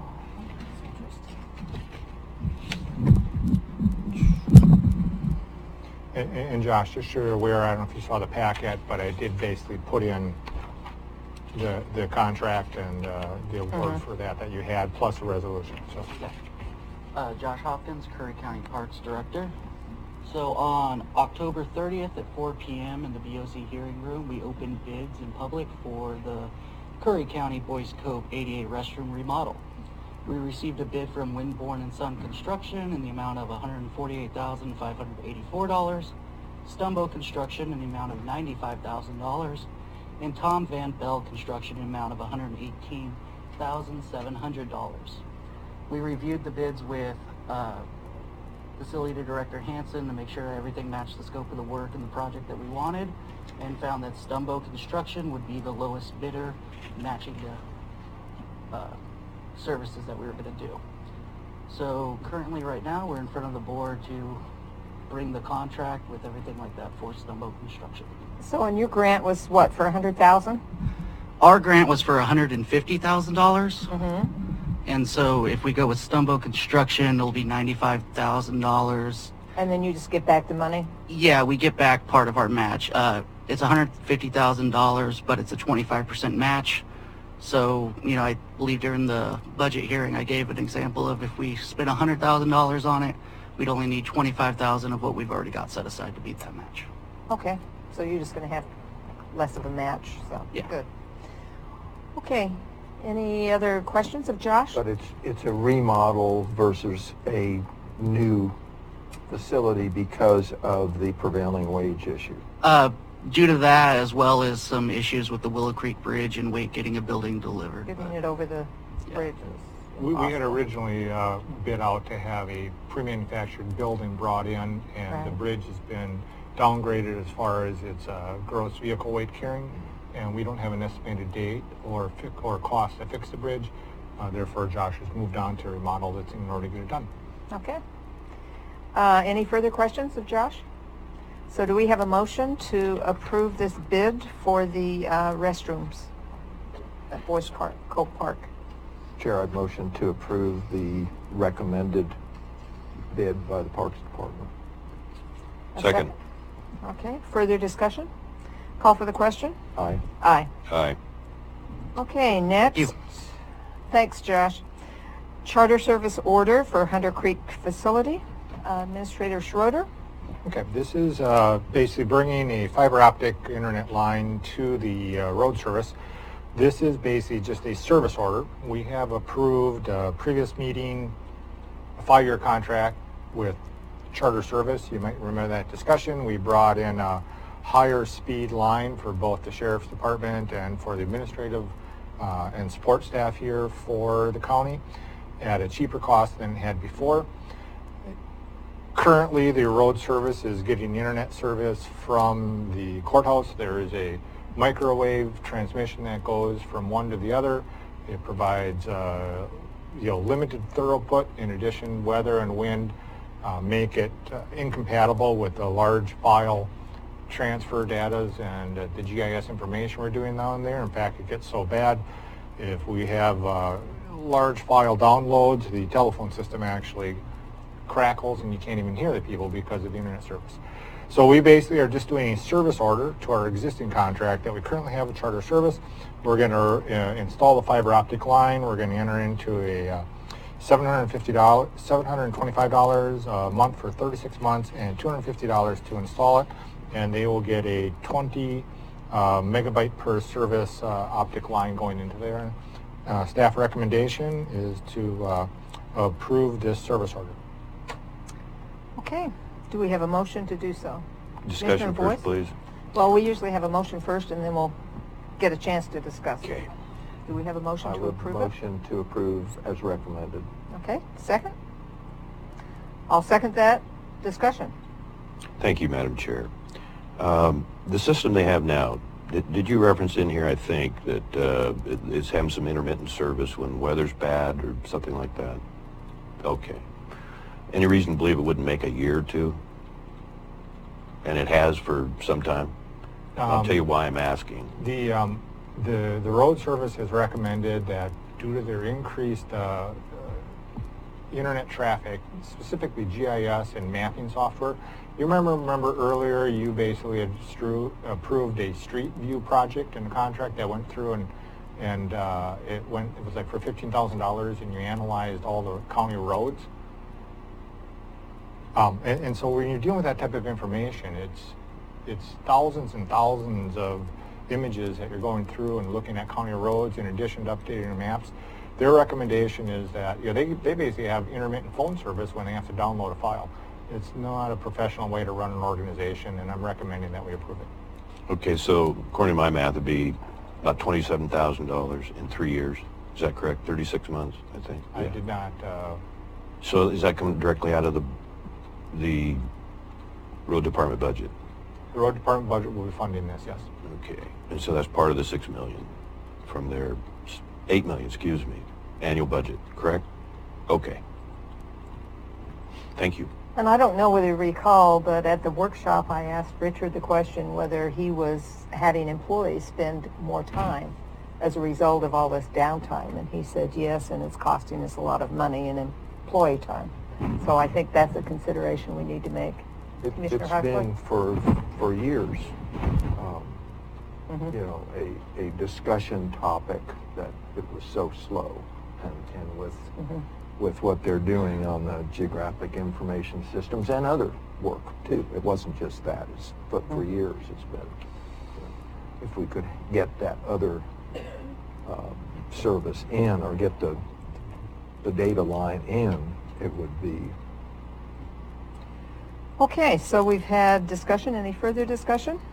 We have a motion to approve approve the charter service for the order for Hunter Creek facility. And a second. Let's call for the question then. Aye. Aye. Aye. Quick, Commissioner Boyce? if you don't mind. Did you say, or did I miss when it would be completed, or what completion date might be? Do you I did have- not say. Okay. I'm actually not aware. My The reason I ask understanding- is Charter's got this reputation, right? So. I'll have Richard keep an eye on that and try to get in. We want to try to get in, obviously. The worst of the internet service is obviously During the winter. during the winter, yeah. Yeah. So our goal is to get it done as soon as possible. Thank you. Okay, next, second reading of the ordinance, Article 7, Division 1, adding road funds. Council Huddle. Thanks, Madam Chair. So this is, as described, as second reading. The board has seen this ordinance one time before. And this is, it's amending the Curry County Code, Article 7, Division 1, changing the service district to call it a tax district and adding road funds to the loan pool. Again, what we've done here, we had an existing public service district assistance ordinance on the books. It did not include road fund loans in there. It created a fund to give loans to other service districts. Those service districts in that old ordinance appeared to be similar to the taxing districts that were mentioned in House Bill 2017, House Bill 3435, codified as ORS 368-709. So what we're trying to do here is change our existing ordinance to allow for the loaning of the road funds, so to put road funds into the district assistance fund that we have in this ordinance. So what we've done then is we've defined what the road funds are. It's the Road Capital Improvement Reserve Fund, and what the House bill allows is road funds that are not sourced from state law, so federally sourced road funds. And then we go through an application. We talk about what the application will include, list of key personnel, indicate the principal act of the organization, the amount of assistance sought, specific reasons, describe the project, plans, reports, engineered drawings, etc. Describe your assets, which, an example there might be a fire engine or something. And then how will the funds be used in the interest of the public of the county, and will it create jobs or any other economic stimulus? Amount. And then per the House bill, it says specifically that the applicants should provide the amount of operating taxes estimated to be collected. So we include that as part of the application, and also what the annual debt service amount is reasonably estimated for the taxing district. So we have included that as a requirement of the application. And then how the funds would be repaid, and then we ask for basic financial records of the applicants, their balance sheet, income statement, changes in financial position, audits, bond rating, letter of references from financial institutions. So, and then if they know of any litigation likely to be filed, and then other information that can be required. Then there's an application fee of $1,000. That's a change from the prior, because this will take a lot of staff time to review these applications and make recommendations. Then there's a hearing that will be not less than 15 days, but not more than 60 days from the filing of the application. We give a notice of the hearing. It'll be a public hearing. And then there's a staff report that is provided by the county treasurer, county administrator, county accountant, and county council. And the county administrator would prepare then, after that review, a written report and publish a recommendation for people to review at the hearing. There's a decision if it's either approved or denied. And then there's a loan agreement, which is an intergovernmental agreement, but that would not create any new intergovernmental agency. There's there's two possibilities under ORS Chapter 190 with intergovernmental agreements. One is to just two entities get together and do something that either of them can do separately. And the second way to do it is to create an actual new organization. A loan would not create any partnership or any association or new organization. We would have loan terms, so the interest rate would be a minimum of 4% above the annual interest rate that the road fund receives from its investment pool. That was a point that we talked about, and the loan term would not exceed 5 years. And then we have collateral and security requirements that would maintain that we have security, and then project-related requirements, and then we have provisions on default, and then we have remedies for default. We could revoke the loan agreement, require repayment of unexpended funds, offset future tax distributions to the borrower in amount of in default, and then bar them from future loans. So then again, the Taxing District Loan Fund, this is a fund that was created by the ordinance, and it was called the Service District Loan Fund. And the interesting part there is I don't think, even though this prior ordinance had been on our books, I don't think we had this fund, and its monies must be appropriated by the Budget Committee at the regular annual sessions or special meeting called for that purpose, and then monies appropriated at a supplemental budget hearing, and monies repaid to the county taxing district as provided in respective written agreement. So, and then the amount of funds, monies in the fund would, including those loans outstanding, would not be more than 10% of the road fund. So that's essentially the ordinance, and we had a public hearing prior on this ordinance. I don't think this is a public hearing today. Let me check. Nope, because we already had one. So this is just for the board to make a motion. Staff's recommending approval. And if there's no other questions. Does anybody have any questions? Okay, barring no questions, let's get a motion to approve the amendment to Ordinance Article 7, Division 1, adding road funds. Could I get that motion? Chair, I'd motion to approve as presented in this second reading of this proposed ordinance. Do we have a second? I'll second that. Any further discussion? Call for the question. Aye. Aye. Opposed. Okay, It's next. 8 pages. What's wrong? It's 8 pages An ordinance? requirements, yeah. So anyway, thank you, Madam Chair. Try going to a bank. Yes, Just Commissioner for the Huxley. record, and I know I addressed this earlier, we did unanimously approve this exact document with maybe a word or two change At our last meeting. at the last general meeting. Okay, Both Curry Homeless Coalition and Colvin Building Lease. Administrator Schroeder.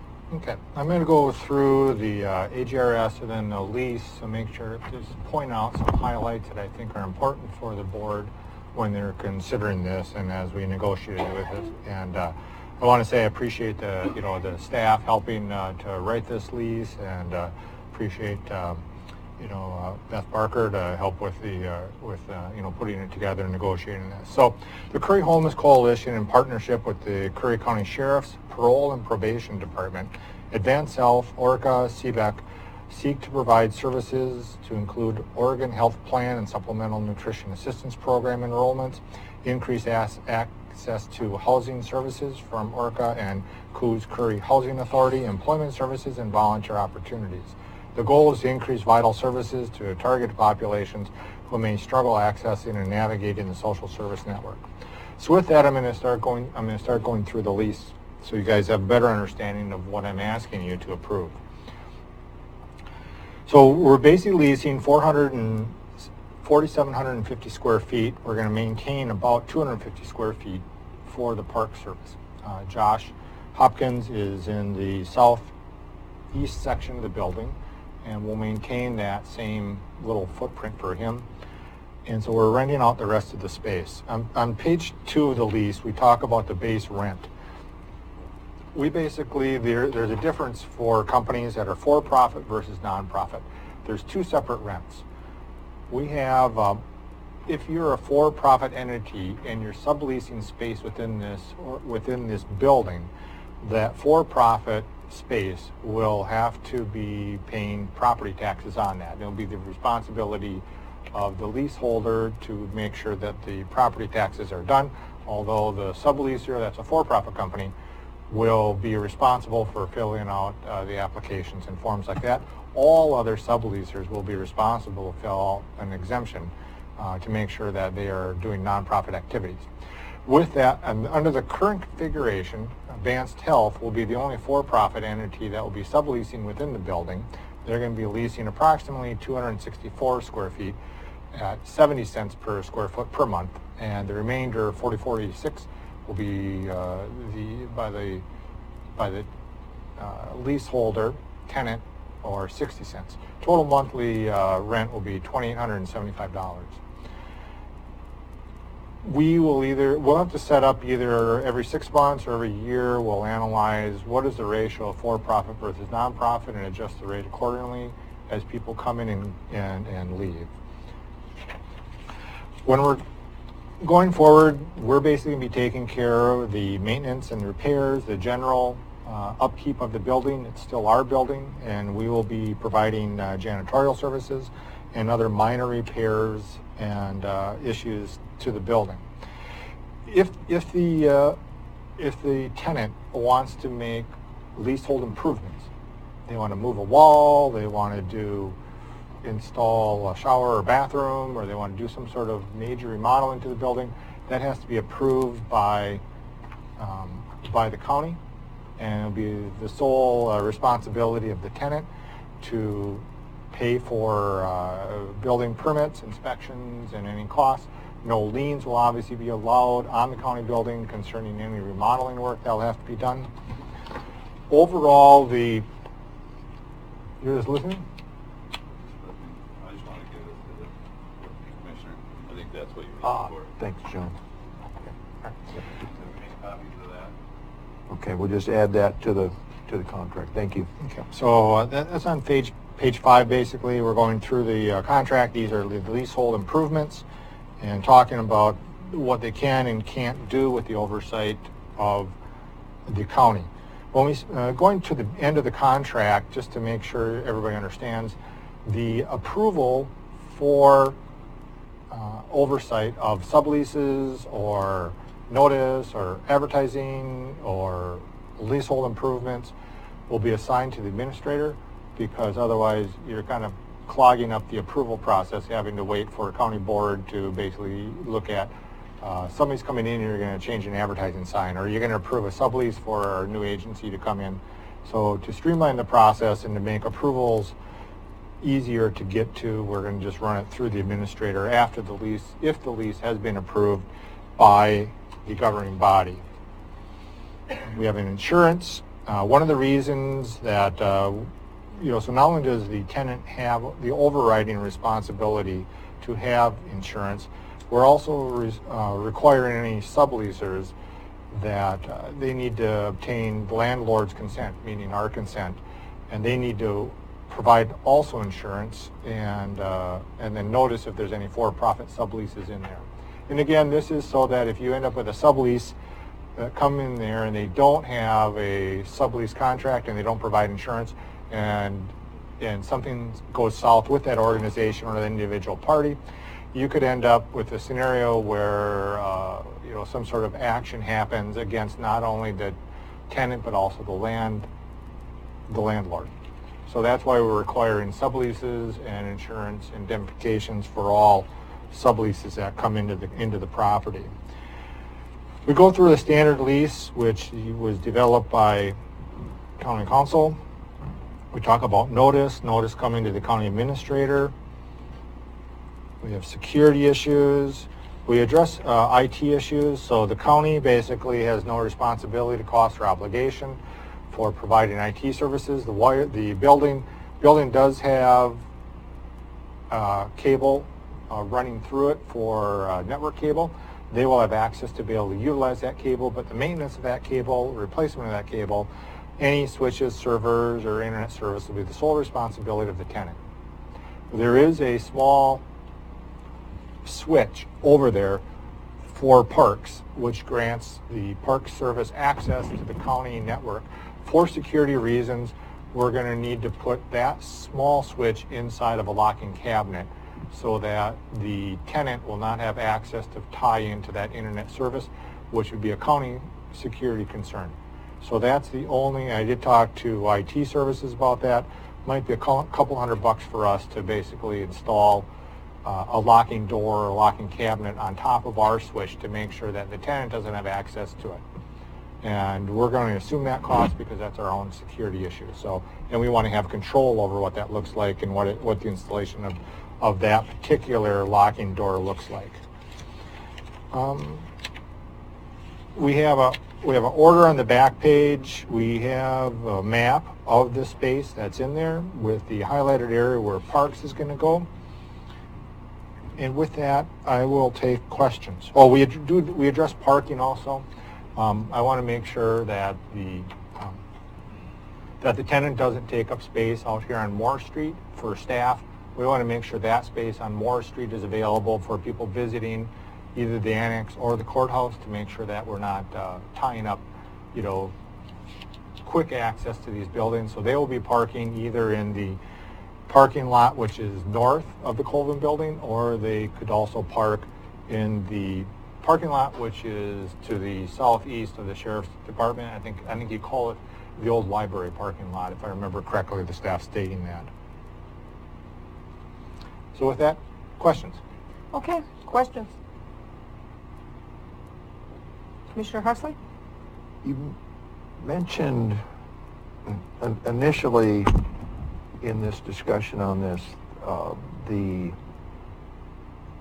it the applicant, okay, wanted to, I think, rent just 4 offices, and it was a small amount, and then there was even discussion for compromise by the county on the amount of the rent for those offices, and it wasn't practical from a financial standpoint for the county because of utilities, etc.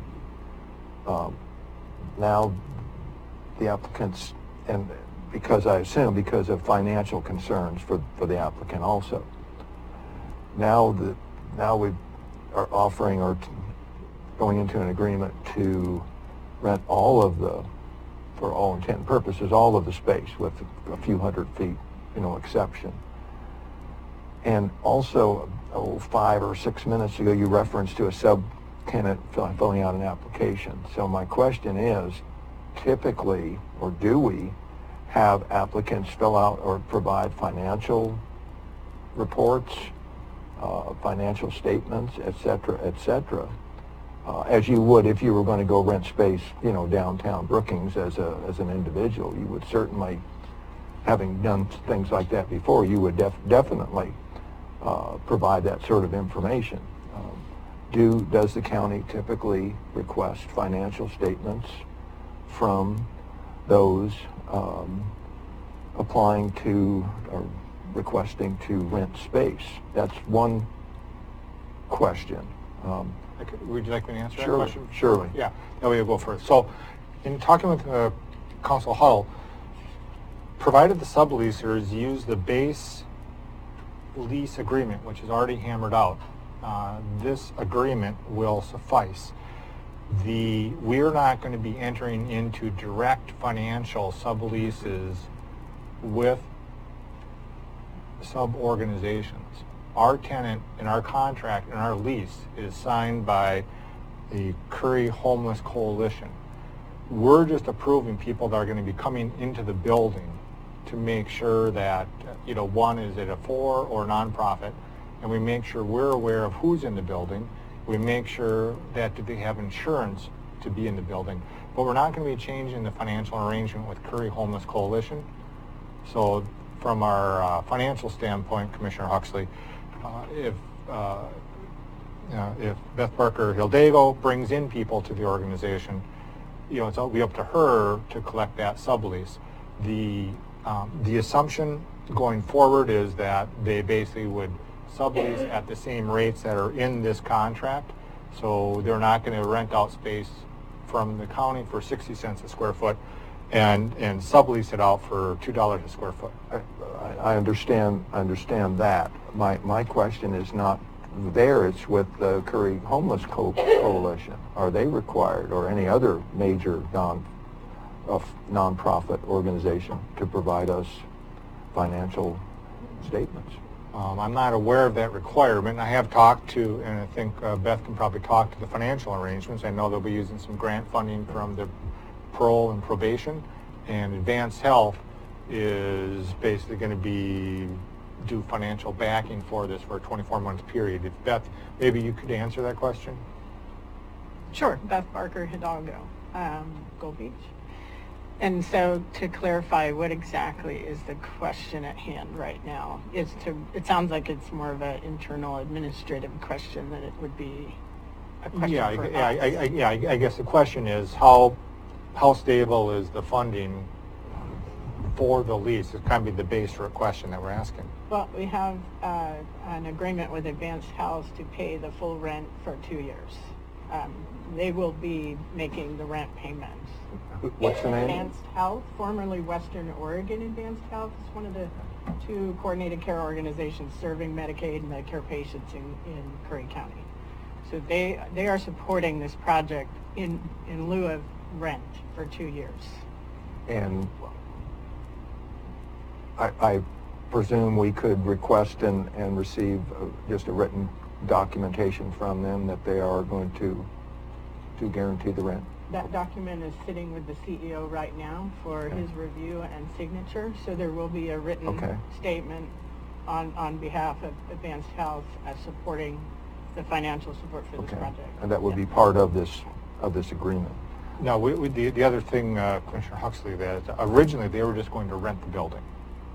And then because they're a for-profit entity, we ended up with a scenario where they would be basically paying taxes on the whole building except for the small spaces and the individual offices and the common areas and the bathrooms. That would be subleased to nonprofit corporations. And it became a paperwork nightmare to figure out how to balance that out. I worked a lot with the assessor on this to figure out how would he need to do this. It became simpler from a management and administrative standpoint is just have them rent the space, and then if a for-profit comes in, you might do that one little section. So that they've been involved with it from the start. Okay, but that there would be, or there will be in this case, a financial guarantee from a larger entity. And you're also getting grant money from P&P, right? The Parole and Probation, the remainder of their biennium grant is also supporting this project. I believe it's about $32,000. My second over 2 years. concern, because of, you've addressed the individuals, one of the primary objectives is from people being released from incarceration. Has any, and this question is to Administrator Schroeder, have any of the surrounding, because that's a little different than certainly the clients that were in there when it was Curry Community Health, generally speaking, okay? Have any of the neighbors been just notified that this is the proposed use for the next 2 years? If I was a neighbor, I'd want to know. I have not put out any notice to the church or neighboring residential areas. I would ask that we do so. I would just suggest that, with all due respect, that this was a location where Parole and Probation had activities in the past in this building, and it's one of the reasons why we sought this facility, was it has the amenities that can support that population. So just as a point of order. And nobody's going to be living there, it's just correct. There's no clients there's coming in and out. Lease, no overnight Section stays, 1.4. Yeah, it's day, traditional business hours is what we're looking to operate. That's just my request as one commissioner. Christian Health is a part of, so they're aware of this project, and in fact our partner is supporting the project, so that's one neighbor that is fully aware. We have not had communication with the church or anyone else. Okay, those were my two. Okay, any other questions for Beth or Administrator Schroeder? Okay, could I get a motion to approve the lease for the Prairie Homeless Coalition? So move, Madam Chair. Second. Okay. Any further discussion? Call for the question. Aye. Aye. No. Okay.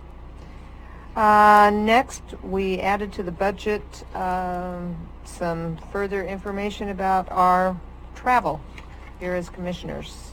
Administrator Schroeder, do you want to? Handout.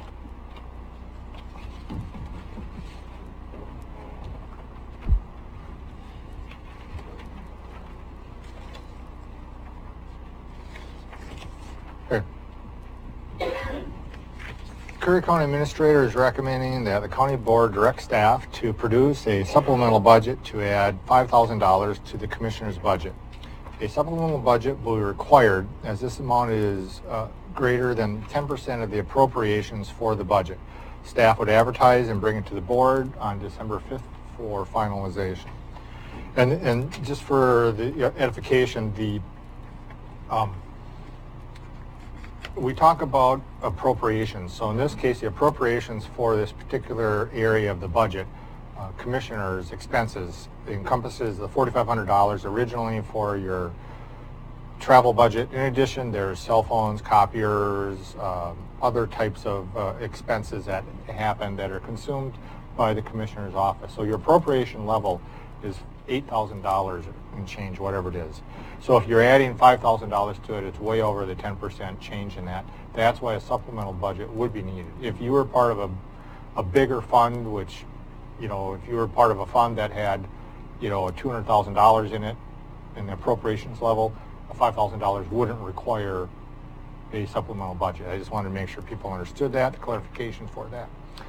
It's my belief that it's unrealistic and unworkable not to have any commissioner travel till June 30th, given the expected budget shortfall after the AOC conference. Therefore, I'm recommending that we increase the appropriations for this budget, provided that commissioners follow and abide by the elected official travel ordinance.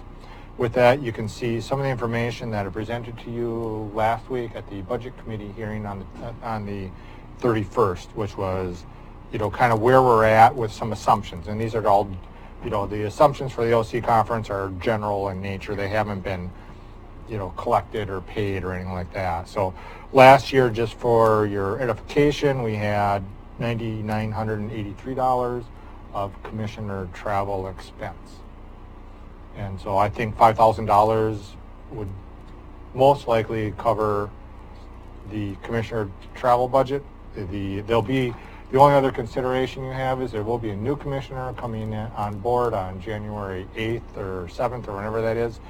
If that commissioner does utilize travel budget, it most likely would not be enough, because currently Commissioner Boyce has been the only commissioner who has been utilizing county expenses for travel, and if a new commissioner comes on board, that will change that formula. So I can't say that this would for sure get you to June 30th, but this would at least get you a majority of the way there. So with that, we'll be open to questions concerning if you can give direction to staff. I guess my biggest concern on travel is the accountability issue. Every entity I've ever worked for and done traveling for, which has been considerable, I always had to be accountable for mileage, motel rooms, receipts, all of that. And I don't have a problem with approving something like this as long as there's accountability, because I think the citizens deserve that. Commissioner Huxley? You're effectively caving and rewarding disdain and arrogance on the part of Commissioner Boyce through the last budget process and through this period for total disregard for policies and budgets. That what you're proposing is to reward that behavior. I would not be a part of that, Mr. Director Schroeder or Administrator Schroeder. Commissioner Boyce? Well, thank you for the attempt. You know, it gets back to interpretation of job description, and Commissioner Huxley's ignorance of what our responsibilities are is just off the chart to me. So with pending litigation, the three of you are taking me and the citizens to court. I think we're just going to have to wait and see how the court rules on that. It's a sad day. There's some important travel needs to be done. I appreciate your efforts to try and get some additional funds in there. And I will continue to report to the board my travel plans, and I will also continue to bring information back so that they know what I've been doing, and I've been real consistent on that. Most of the charges, I won't say any more beyond that, but thank you, Administrator Schroeder. Okay, so you want to just drop this at this point? No, I think we should follow staff recommendations, but then it's really up to you, Commissioner Gold, with all due respect. If you think, and we've had this discussion so many times, you either trust that I am fiercely doing county responsible travel as efficiently as I possibly can, or you don't believe that. So it's really not a matter of trust. It is. It's a matter of accountability. If I may, we cut the budget from 13,000 prior year before you and I come on this board, from 13 to 4,700. It's not a realistic figure. You know I've turned in 4 meals in 2 years. You know that I paid a lot out of my own pocket. You know I took a $20,000 pay cut, and you won't help the citizens. So that's all I can offer in the rational logic of what our responsibilities are. Okay, Thank so you. my question, before I even go there, are you willing to be accountable for your travel if we were to increase this budget? I have My been, only question. and I will continue to be. I filled out a form today, okay? And That may be today, but previously, are you willing to be accountable and turn in the proper documentation for any future travel? That's all I'm asking. on the advice of counsel, I'm not going to say any more. Okay, then I can't vote for it. Okay, do we have a motion to approve this? So moved, Madam Chair. A second? Hearing no second, motion fails. Okay, next, we don't have any public hearings. Announcements? Are we going to have time to finish up? Nope. Guess not. Okay, we're going to recess until 1 o'clock because we've got a bunch more stuff to do. So we'll recess until 1 o'clock and then we'll finish up the meeting. Okay, thank you. Welcome back. We are reconvening after our recess. So we're going to continue with the agenda. We have announcements. There are vacancies on the Ambulance Service Area Advisory Committee, law enforcement position. The Fair Board has 2 vacancies due to term expiration on December 31st. North Bend Coos Curry Housing Authorities and Curry County residents.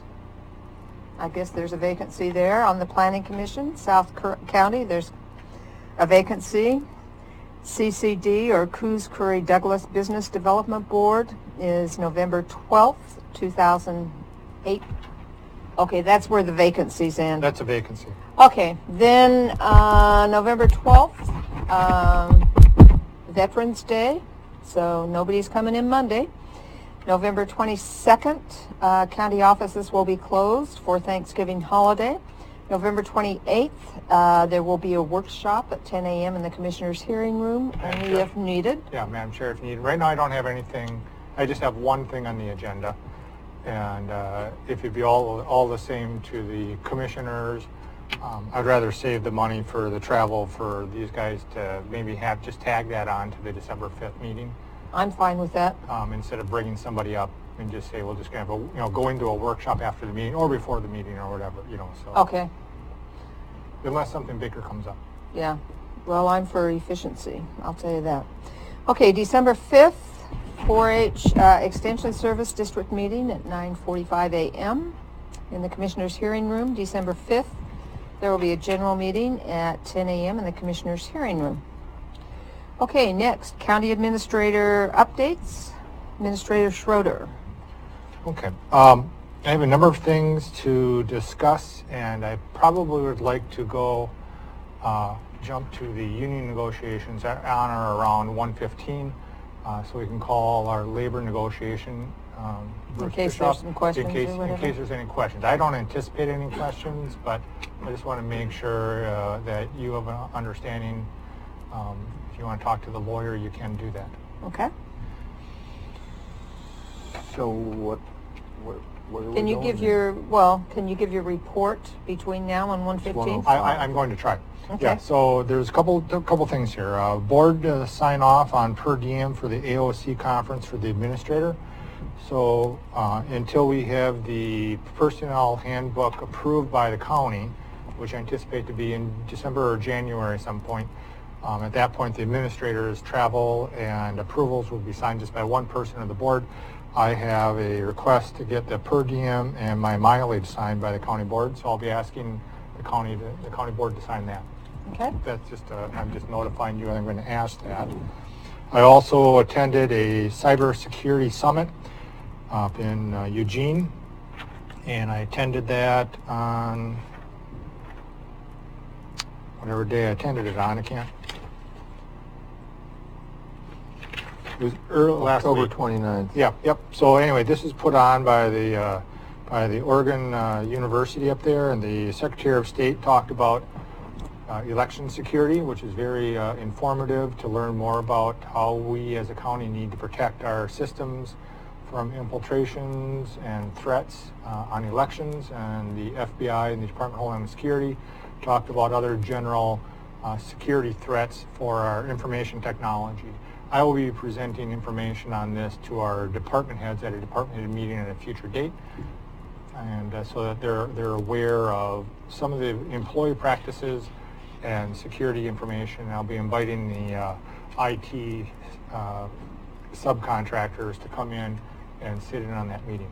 Okay. That needs board approval also, and I have a form for the county board to sign.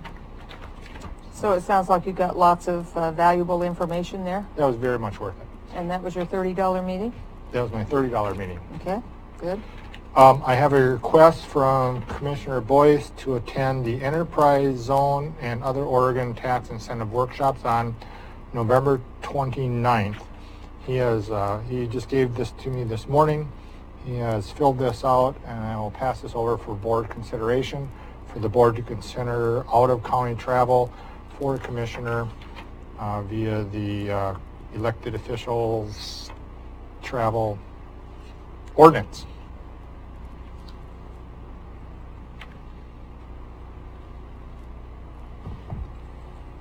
Did you have anything else? Yes, I have more things. I just wanted you to be able to take the time to do that, because I Just think this would be the opportunity for the board to, unless Mr. Boyce wanted to talk about this during his commissioner updates. Just a quick comment. I mentioned this morning that it was on enterprise zones. It's also on opportunity zones, which I was more interested in, or equally interested in. So it'll cover both bases there. Thank you. I'm assuming when you handed it to me, you wanted me to bring it up instead of meeting at the commissioner's update. So the board could consider signing that. Okay, so do we need a motion to have this signed, or? It has to be approved. The ordinance states it has to be approved by the board. So my gut guess is that you would have to approve it. Okay, and so I'm looking for it looks like a total cost of $30. Is that plus what 280 miles? is that what you're putting down, is the $30 plus the mileage? Well, I see total travel costs here, and I don't see a total, and I'm looking up in here, and You know, going to Roseburg and back the same day is basically fuel. They're providing lunch.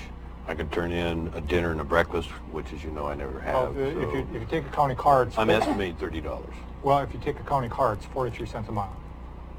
Well, of course, I dispute that. You know, No, I mean, nobody gets that kind of mileage. So That's what it costs. So you can take a county car at 43 cents a mile for this trip, or you can take your own car. a And theoretical figure, but I understand that is the policy. that is the policy. I don't have a calculator in front of me. I do. So what do you want? Here. You can- I Is don't it have the sheet- 280 miles? I don't Is have that the sheet anymore. how many miles it is to Roseburg and back? I have no idea. Is that what it is? That's what he says. 240, 280?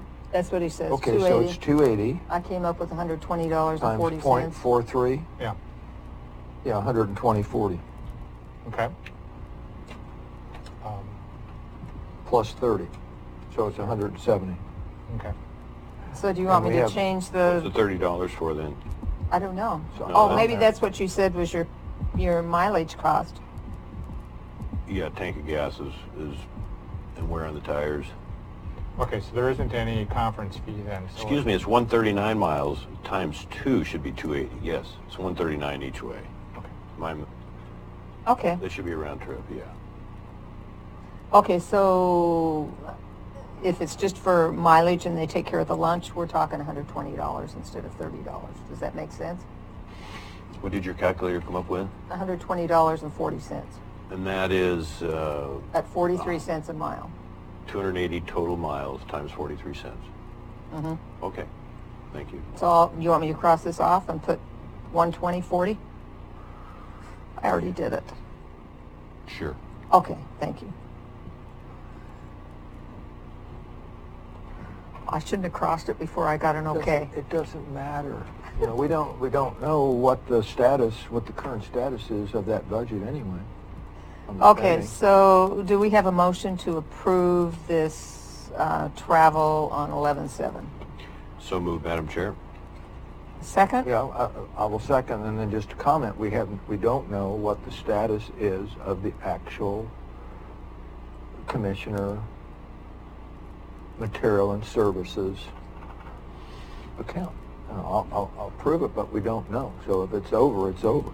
Okay, but part of the travel policy says that if a commissioner has to go over that budget, they have to come and ask, which... Well, it says if you're going to go, period, forget going over. That's the true. policy. It It has actually nothing to do with going Go over. out of It counting. actually says both. Actually, Well, you yeah, have to do but- that. but And if you're if going to you- go over the expended amount of budget, you have to. Right. If this were done from the beginning, we would have the documentation and know what all those costs are as of today, within a minuscule amount, because we'd have the documentation. So the bottom So line is... my do we- point is that we don't know what the current, because we don't have the documentation. Well, So do we want the county represented? So- okay, so any other discussion? Okay, call for the question. Aye? Aye. Aye. See how easy that was? It's incentive. That's true. So this is, are you going to sign it then, Commissioner? Okay. Oh, man. Okay.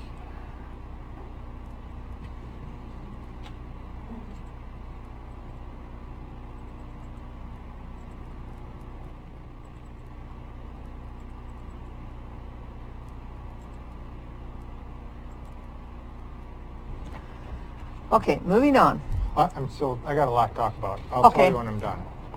Let me just sign this. We kind of got way late, I'm sorry. That's all right. This is the document I'm passing out right now. Is basically just updating the commissioner liaison list. Mm-hmm. I noticed the list behind JJ's desk had the commissioners being liaisons for all the county departments. Mm-hmm. In reviewing this in November of 17, you had basically approved an order basically eliminating county liaisons for Sure. county departments. And so this is just an information for your sake. I think I gave yep. This is just information for your sake that this is the liaison list that will be out there and published. It evidently never got, the corner never got rounded concerning, taking the order and updating the document and then putting that online and putting that on the bulletin board. So this is just a notification for your sake. Okay. You made it. Let's see, Gold Beach IGAs. There was a notice from Jody Fritz at the city that they had a tourism. There's a there's a tourism IGA for the city of Gold Beach to do tourism-related activities for the county, and one for planning. And both of these had a maximum value of up to $10,000. The county has never had any engagement with Gold Beach concerning the tourism activities, so it's a non-factor. And the planning, evidently Carolyn occasionally would ask Jody a couple questions on planning. I can't find any documentation that we've been billed or anything like that.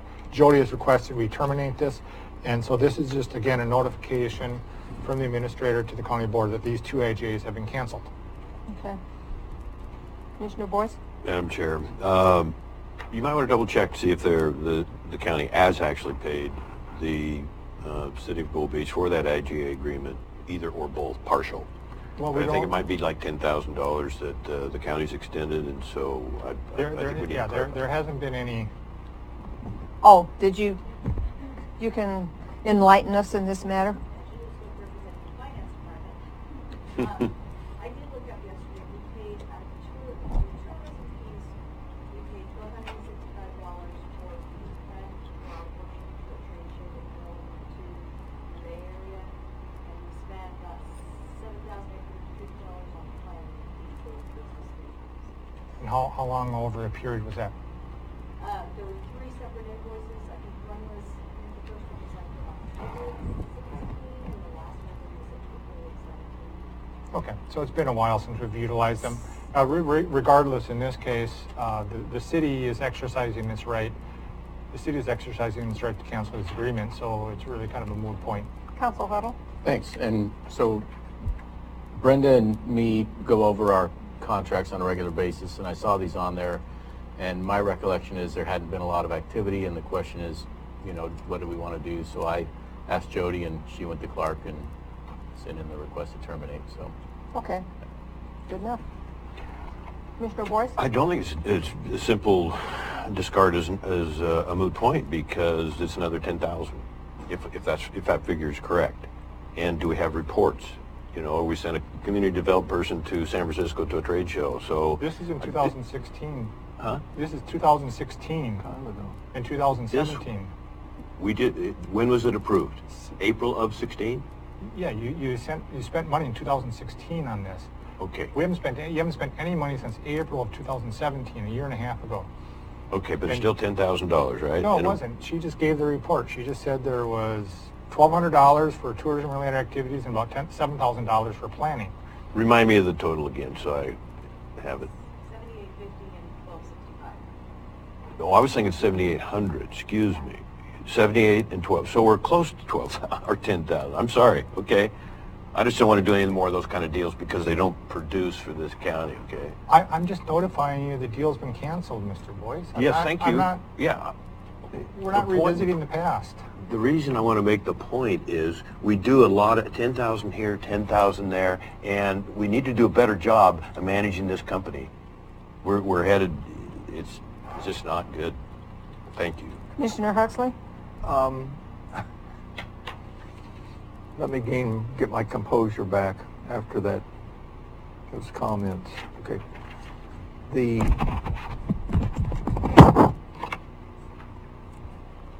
one agreement was drafted, again, a couple of years ago, 3 years ago, whatever it was. And we say that it's money gone. No, it was for Gold Beach to perform planning services when the county, in certain ones only, it was 100% reimbursed. As a matter of fact, we made money on them. If you read the agreement, we actually profited, which technically the county shouldn't do, but we profited from their performing these services when on very specific types of applications, not 1 hour applications. These were more complex applications. 100% plus was reimbursed back for them performing the services because the county didn't have the staff to do those and do the other services at the same time. It was a prudent decision. Yep. Council Huddle? Right. I think what happened is we would then charge the applicants for the time Gold Beach spent working on the files. So that's how the money came back to us. And was that Jody working in the planning department? Nearly positive, yeah. Yeah. Okay, that's Yeah, what I yeah, thought. Yeah, same lady. It's 1:19, and so I'm going to call Bruce Bischoff, and we will jump ahead. I still have items to cover in my administrative update. Okay. I'd like to jump ahead to labor negotiations for your consideration. No problem. While you're doing that, nothing detrimental towards Gold Beach at all. It's just that it was going to be an effort also to have the city of Gold Beach come in and take control of the commissioner's office. So that would have not been as well a good decision for the citizens of this county. Thank you. Boy.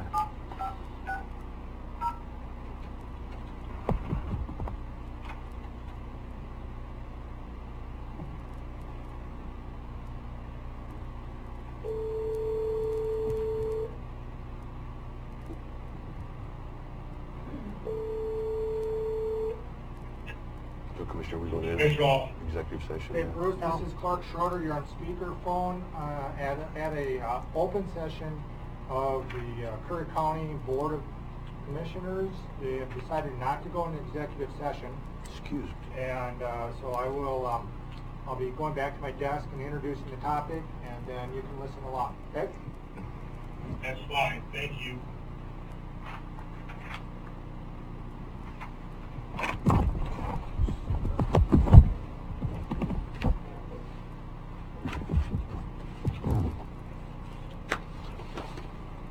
Okay, I'm going to pass out a spreadsheet for your consideration. Is there more than one page? There's a whole bunch of copies. Just one here. page. I also have, if the commissioners don't have, I do have the tentative agreements and a memo. Has the county board read the memo and the tentative agreements, or would you like a copy? I do have copies for you. Let me have a copy. I read it, but There's enough copies for everyone there. I don't remember everything I read. I don't know why. Is this loose? What's this Oh, one? yeah, what's that? Was that a cover? That was just an There extra? must be a cover letter for one of them that doesn't have it, or it's an extra one. Must be extra then? Okay, all right. Okay, so the background here, and Mr. Bischoff has been working with this with the Sheriff's Union. The background, Curry County has been negotiating with the Teamsters Union since April. The county and the union have reached a tentative agreement. This tentative agreement needs to be ratified by both entities in order to finalize the contract. The agreement stipulates that the union employees will receive a 2.75% increase retroactive to July 1st. Step increases will continue as is. So the union contract, you know, from a labor management standpoint, is the step increases are 2.5 apiece, 5%. So they also, if they're eligible, for eligible employees, will get a 5% increase. And in addition to the 2.75, work rules and scheduled languages are in the TAs that you see attached. So page 3 of your document, you basically see some work rules, and these are basically as people are scheduling and rotating the shifts, when are shifts mandatory.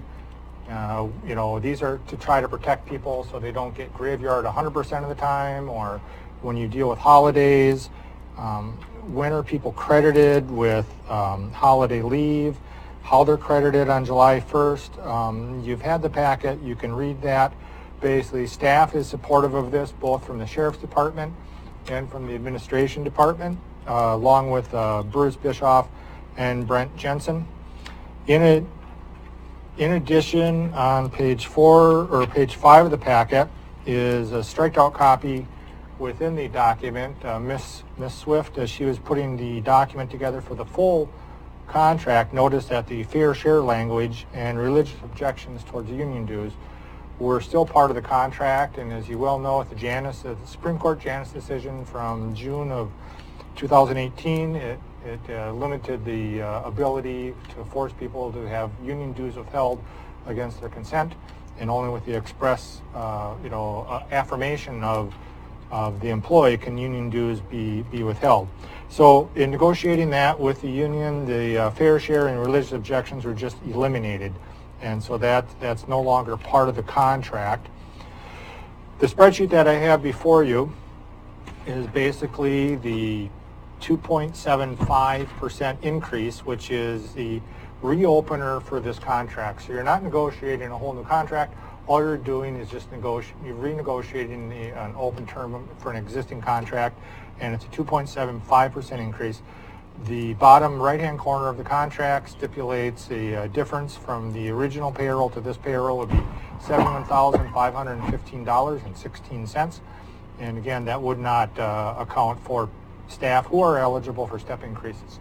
Not all staff are eligible for step increases, naturally. Some people are, they have not been here long enough. Some people are at the maximum.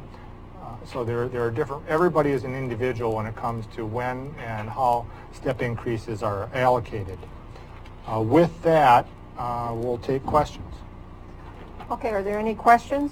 Julie, did you have a comment before we get into the questions? Yeah, actually, the spreadsheet that I gave you does include the step increases for those that are eligible. Oh, it does? Yes. Okay. So that's everything? Yes. Thank you for doing that. Okay. You're welcome. And is it, are those step increases, are these allocated from July 1st to June 30th then? Is that who's eligible for step increases? Step increases are done at anniversary. Yeah. So if there's if they get the step increase in February for the first 7 months, they're current, and then it's calculated at the rest of the 5 months at the increased rate. That's a lot of work on that spreadsheet.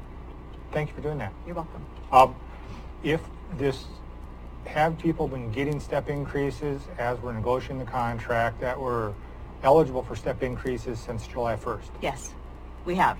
We made that correction, I believe, in September. They should still get, that they should be getting their step increases. Okay, so we've been doing that along. Okay, Yes. so what the effective approval of this, when we get to the ratification, which would be December 5th, if the county board so wishes, we would basically retroactively pay the staff from December 5th back to July 1st. Yes. For the equivalent of what the increase would have been. Yes, the 2.75%. Yep. Yep. Okay. Say that again, please. So if we I think I approve, understand. so if we approve this on December 15th, on December 5th, because what will happen now, if you approve these tentative agreements and the language, it will go back over to the union, and the union will take a membership vote on this issue.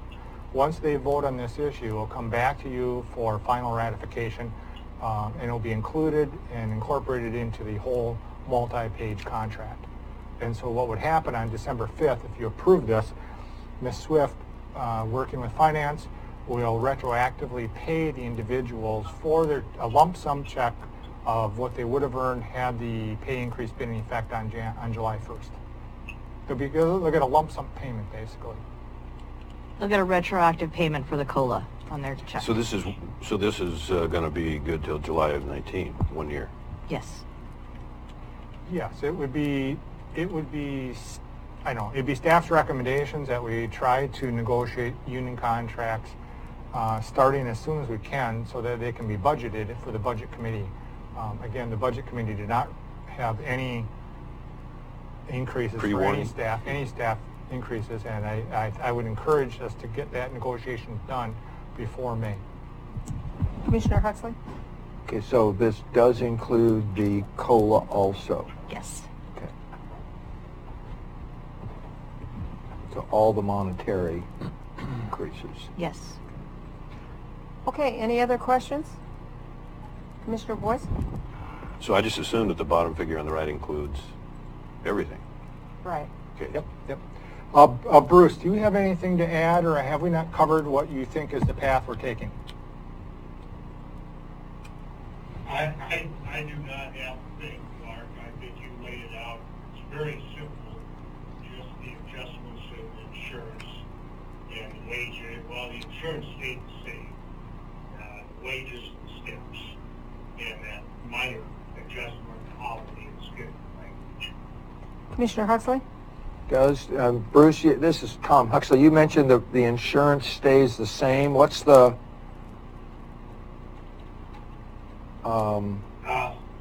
We increased the insurance from $1,254 a month to $1,300 a month. Okay, So it stays the same only because there hasn't been a rate increase to move into that excess, but there could be on the first of the year, correct? Yes, sir. I'm looking more at Julie Swift on that one. This is but- Julie. The cap that was in the previous contract was $1,300. So the current premium is only $1,264, but they have a cap of $1,300. So when we get the increase effective January, it could potentially. Okay, so the cap did not change then. Okay. So we're only talking, oops, excuse me, Commissioner Boyce? we're only talking $36 then.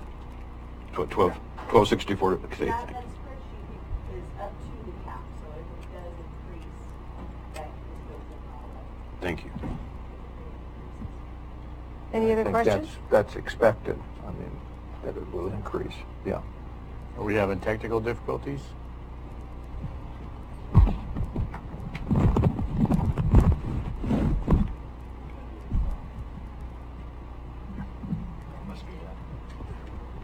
Okay, any further questions? Then I'm looking for a motion to approve the tentative Teamsters 223 agreement. So moved, Madam Chair. I'll second. Any further discussion? Call for the question. Aye. Aye. No. Okay. Okay, Bruce, you can hang up now. Thank you for your time. Sure. Very good. Thank you. All right. Do we need to shut that phone off, or I'll just automatically hang up? He just did. It does look dead. Okay, thank you. All right, I will continue with my summaries here. We got a communication from FEMA that, that we have confirmation from them that Curry County has met the adopted time frame and will not be suspended from the NFIP for failure to adopt the flood ordinance. The ordinance will become effective on November 16th, early in the morning. So they will upload the information to the maps on the first part of the morning on November 16th. So we're good to go with that. I just want to make sure people were informed on that. You did pass that ordinance at the last meeting, and that will carry forward for the citizens of Curry County here. I guess I won't get any more threatening letters, huh? Flores Lake land swap, our appraisal is done. The state has done theirs, and they'll be going over it in executive session later on this month. I believe it's on the 28th, if I remember correctly. I will bring the state's appraisal to you in executive session on the December 5th meeting for you to consider financial ramifications of the two appraisals and whether one is higher or one are lower, and what are the ramifications or considerations for that if we want to continue with the land swap. So I know there have been some citizens that have asked that question, so just want to make sure that's done.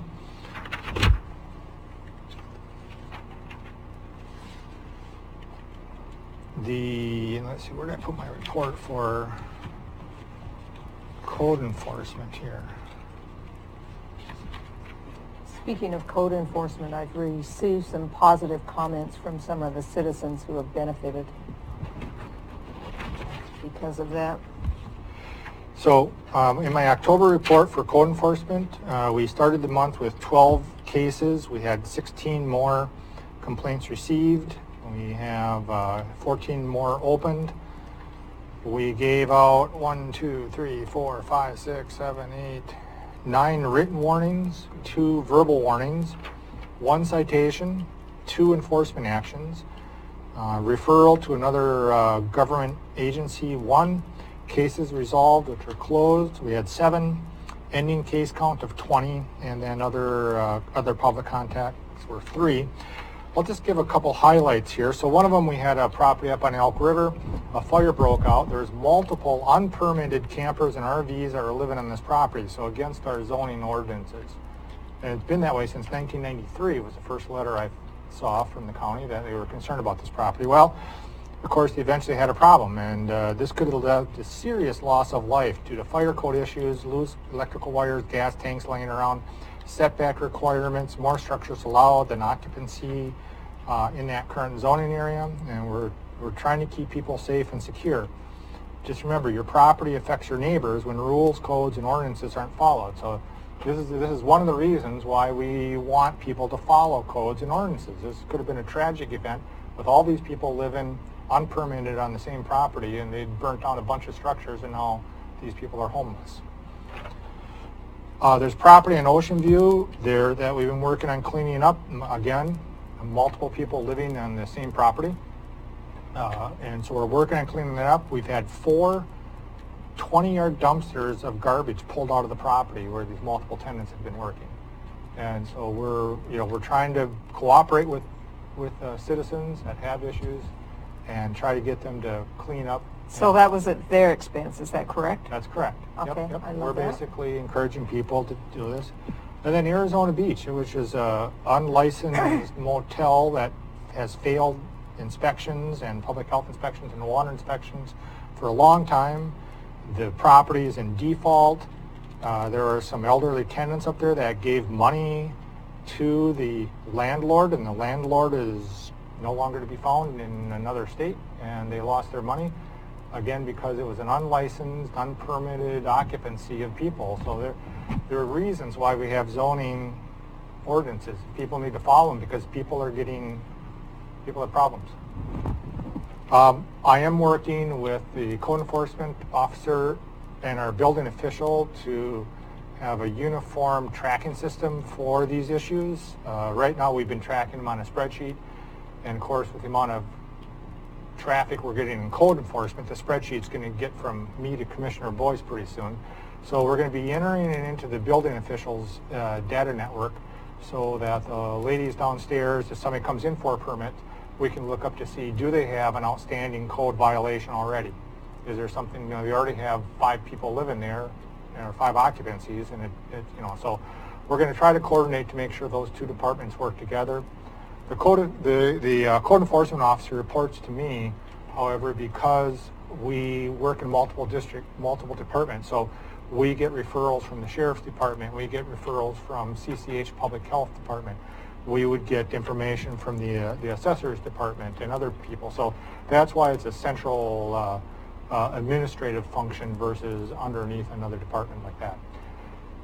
Yes, sir. Just before you get off this subject, I've got to have a couple questions for you, but keep going. You're doing fine. That's my summary on code enforcement. I'll go to building official next, but go ahead. Did you see the property at Elk River by chance? Yes, I went up there once. You went up, and the code enforcement, Mr. Yep. Okay. I would assume that's a heavy fuel area for potential mega fires or forest fires. No, it's a very grassy area. Okay, Yeah, so not a lot of surrounding. It doesn't look like it would spread around there. There's just grass fields around it. Okay, but if it had been in that kind of an area, we would know what the consequences likely would have been. And also the Elk River Fire Department responded to that, and it just coincidentally, I think, had to do with east wind that come up that 14th or 15th, the same day the Klondike flared up. It seems like it was very close to the same time, but I could be wrong on that. I don't have the dates on that particular problem up there. So. Okay, so have you been to Arizona Beach? Yes, many times. Okay, so you witnessed this sad state yourself, and you took the pictures? No, I had Fortman take the pictures. Okay, thank you. Okay, that's all I have. Thank you. Yep. Building official report. We basically are making great strides trying to get residents and citizens to take out building permits. And we have noticed a rash of just multiple people not taking out permits and not getting inspections. I'll give a couple examples. We have one property in the county. They built a house without a permit, inspections, or a foundation. So they don't have a certificate of occupancy. It most likely is unsafe to live in, probably can't get a mortgage, and probably can't sell it. And if they want to get a certificate of occupancy, they're going to have to jack the house up, put a foundation underneath it. I mean, these are significant costs, all because somebody didn't bother to get a permit and get a inspection for that. We've run. So I have one quick question. Is the tax assessor part of this loop so that these folks can be taxed for whatever improvements they're... The question there is, what's the value of those improvements? Well, That's a whole lot. I know. Oh, I can't sell it. Yeah, the first step is figuring out, is it going to be a safe residence for people to live in? If it's not safe to live in, they can't live in there. That's what building, we are just an arm of the state. So the state, we are basically enacting and enforcing building violations and building inspections because the state insists on it. And so these are, there's a reason they're there. We've had a number of decks that have been repaired overlooking high areas without any permits or inspections. And it can be super dangerous if people basically, if you're 30 feet up and it's not done correctly, the railings can fall over, people can fall off. I mean, there's a reason you have building codes, and everybody should follow these building codes. I mean, I would say this to the citizens. I say, permits are required for all work, regardless if it's a contractor or you're doing it yourself. If you're doing the work, call a building inspector to see if your project is small enough it doesn't need a permit, but assume all work needs a permit. That's the expectation that we're setting with the county. We're expecting people to permit their work, and we have run across what looks like years of people just not getting permits, and we're going to put a stop to it. There's a reason we have building codes. It keeps us safe, allows our houses to be sold, insured, provides uniform standards, applies to the current zone, and it's good for, it's good for society. You have everybody have the same standards for buildings. So I'm very happy with the building official. I think we're doing a great job there. So I want him to keep it up. Commissioner Huxley, do you have a comment? I want to come back to that, but I don't want to interrupt for you to finish what you're talking about. Then I want to come back to this issue that you've just talked about. I'm on a roll. The permits? So seriously, keep All right, going. so the surveyor's report, in the past you've seen the surveyor's report as part of the packet. It didn't make, she just sent it to me yesterday. So I'm just going to verbally... I'm sorry, say that. The surveyor's report? Yeah, wrap that, I didn't catch that. In the past, you've seen the surveyor's report in the packet. She just gave it to me yesterday. So Who's she? Yeah. In the surveyor's office? Yes. Thank you, that's all. Yes. Yeah. And so basically they're just talking about that they're continuing doing monument restorations and corner markers. And they would like to have the budget committee consider increasing some of the fees for the department in order to stabilize the department itself, to provide more uniform coverage and staff coverage for it. We're looking at web development and updating some of the information you can get on markers on the website with the GIS. We're going to be working with that.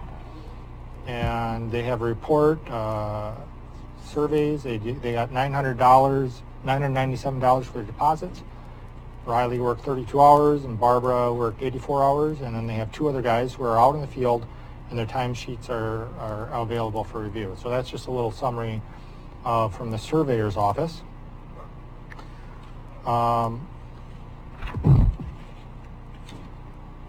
I want to welcome the new county commissioner on board. So we'll be looking forward to working with Mr. Posh and going forward. And again, he'll be going to the AOC. I did talk to him today. He will be attending the AOC conference. He'll be going up on Monday afternoon, staying Monday night at one of the hotels up there. And the AOC has put together an agenda strictly for commissioner-elects. It starts at like 9 o'clock on Tuesday morning. So that's why he's going to go up on Monday night.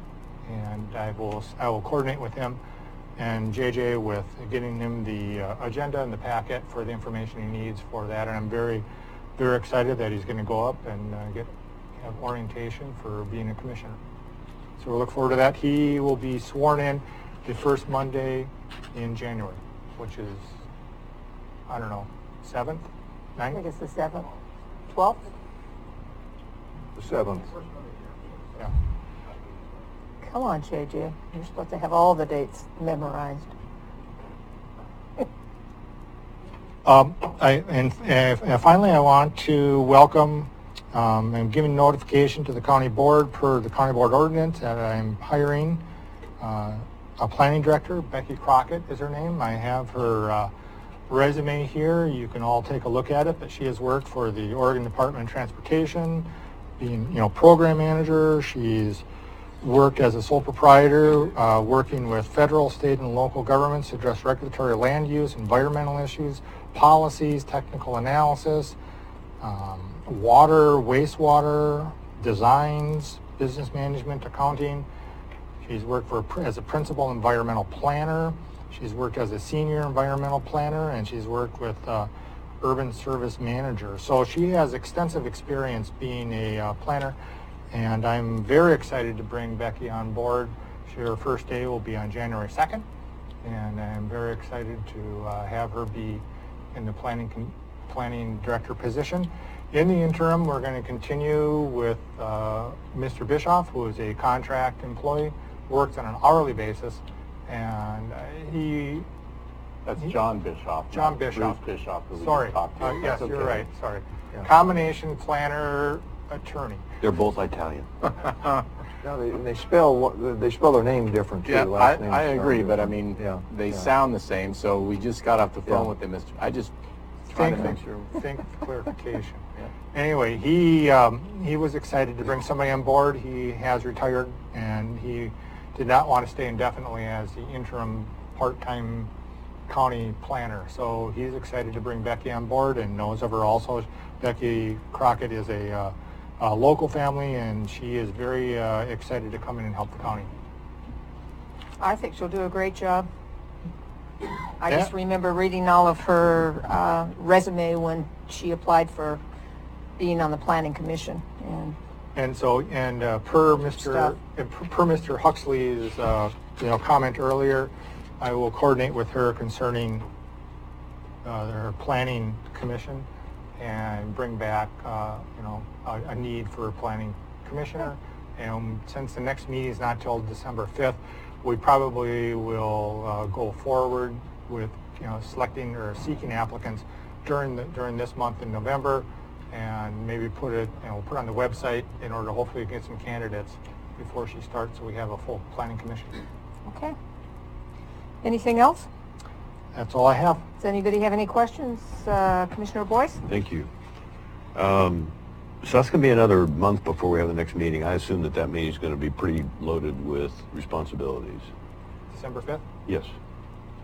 I don't have anything that's outside of the normal range of a normal county board meeting. And going a full month was probably because of the holidays. I mean, that would seem like a rational explanation. Council Huddle? Yeah, I mean, we don't normally go a month. I mean, I'm not complaining or saying that we shouldn't. I'm just trying to understand if we're all in agreement here, that's in the best interest of the county. Okay, so I'll address that. The next week we basically have you, me, Huddle. We're gone for the OC conference. The week after that is the week of Thanksgiving, and Council Huddle will be gone that entire week. He'll be gone that entire week. Okay. I'll be gone the last 2 days, and so we could have a county board meeting on the 28th of this month, but you're also saying we don't have that many agenda items right now, which I understand. I don't have. Makes sense. Yeah. I don't have. I can't justify it right now. Great. So, Okay. But we'll have an agenda on the 5th. I guarantee it. So. Okay. Council Huddle? Thanks. And I just had 2, possibly 3 items that I could anticipate for the 5th, but one of them is a renewal of the agreement with Lane County for the GIS services, and I think they have done a slight increase in their cost, but that will be on the 5th. But really, other than that, it's just a renewal of the same thing we've already got. And the next thing would be a renewal of our franchise agreement with Charter to use our rights-of-way to provide cable services. And there will be a slight adjustment to the PEG fee on that. So really, some very limited single-issue items, which are pretty straightforward. And then I think, Clark, do you anticipate we'd be presenting the revised personnel rules on that meeting as well? Well, no, I don't at this point. Okay, good because enough. All right. that's going to be reviewed by you, Commissioner Huxley and Swift, and then we're going to bring it to department the heads. department Okay. heads in December. Good. So I would anticipate that coming to the county board in January. Okay. The other things I would have on for the 5th, we basically would have a public hearing for Curry County 4-H Extension Service District Annual Report, Fair board appointments need to be done. Need to hopefully appoint an applicant for the CCD appointment. Will be on that day. Brant Media contract. We need to approve the local mental health authority applications for CCH, which is, I already have all the applicants. That's just an approval. I would hope to talk about Flores Lake consideration and the 10-year charter agreement. So that's what I have on the agenda so far. And if you are interested in what's on the future agendas, there's a clipboard on the shelf as you walk into your offices in JJ's office. We update that whenever we change it, and it's done on a spreadsheet.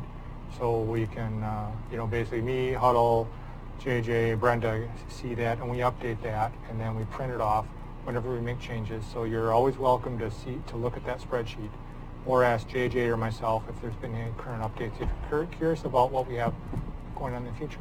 Okay. Did you have a comment, Commissioner Huxley? I'll make it during my turn on Commissioner comments, and I'll come back to a couple of comments you made there, but not to get things out of whack. Okay. So any questions of Administrator Schroeder? Let's move on. Commissioner updates. Commissioner Boyce, you're first. Well, thank you, Madam Chair. I have election hangover, I think. Just very interested and concerned for my country and watch the national and the state and, of course, the local results. I want to just pay a little tribute to neighboring counties and their commissioners. I don't know who filled the slot of Kelly Minty Morris in Klamath County, but she's been a very effective commissioner. Donnie Boyd and Derek DeGroot are excellent commissioners, and they are very helpful anytime. All of them are. Then you go to Jackson County. Colleen Roberts has been a tremendous mentor of mine, and she just won a second term along with Rick Dyer. Bob Strasser is in the middle of his term. Then Josephine County. Commissioner Hare, if you're listening by chance to our Curry County meeting, you will really be missed. He's been there 8 years. He has basically led that county back to full, at least somewhat could be interpreted, financial health. And it's taken him 8 years. He has spent a lot of time in Washington, D.C. as a lobbyist, and worked for one or two different congressmen back there, U.S. representatives, and just has tremendous respect. So he will be missed. He was replaced by Mr. Fowler. I think his first name is John. So I'll be anxious to meet him and welcome him on board, and hopefully I can offer some of the help that Josephine County, Lily Morgan, and Dan DeYoung have helped us with. And then you go to Douglas County. They have a new commission that replaces Representative Gary Leaf. He is, I'm drawing a blank on his name now. I've not met him yet. It'll come to me in a moment. But he won rather on a three-person race, did very well there. And then, of course, my cousin Chris is in the middle of his term. So is Tim Freeman, who's the head of the Association of ONC Counties and also involved in Association of Oregon Counties. We'll meet him, see him next week. And then Coos County, John Sweet defeated Kathy Iman, the wife of former Secretary of State Bill Bradbury. She would have been a very good commissioner, but John Sweet is just, he is just absolutely tops, and also owns property in Curry County and is a great source for us, the Coos County commissioners. Melissa Cribbins and Bob Main, they have tremendous respect around the state as well. Highly ethical and very, very hardworking.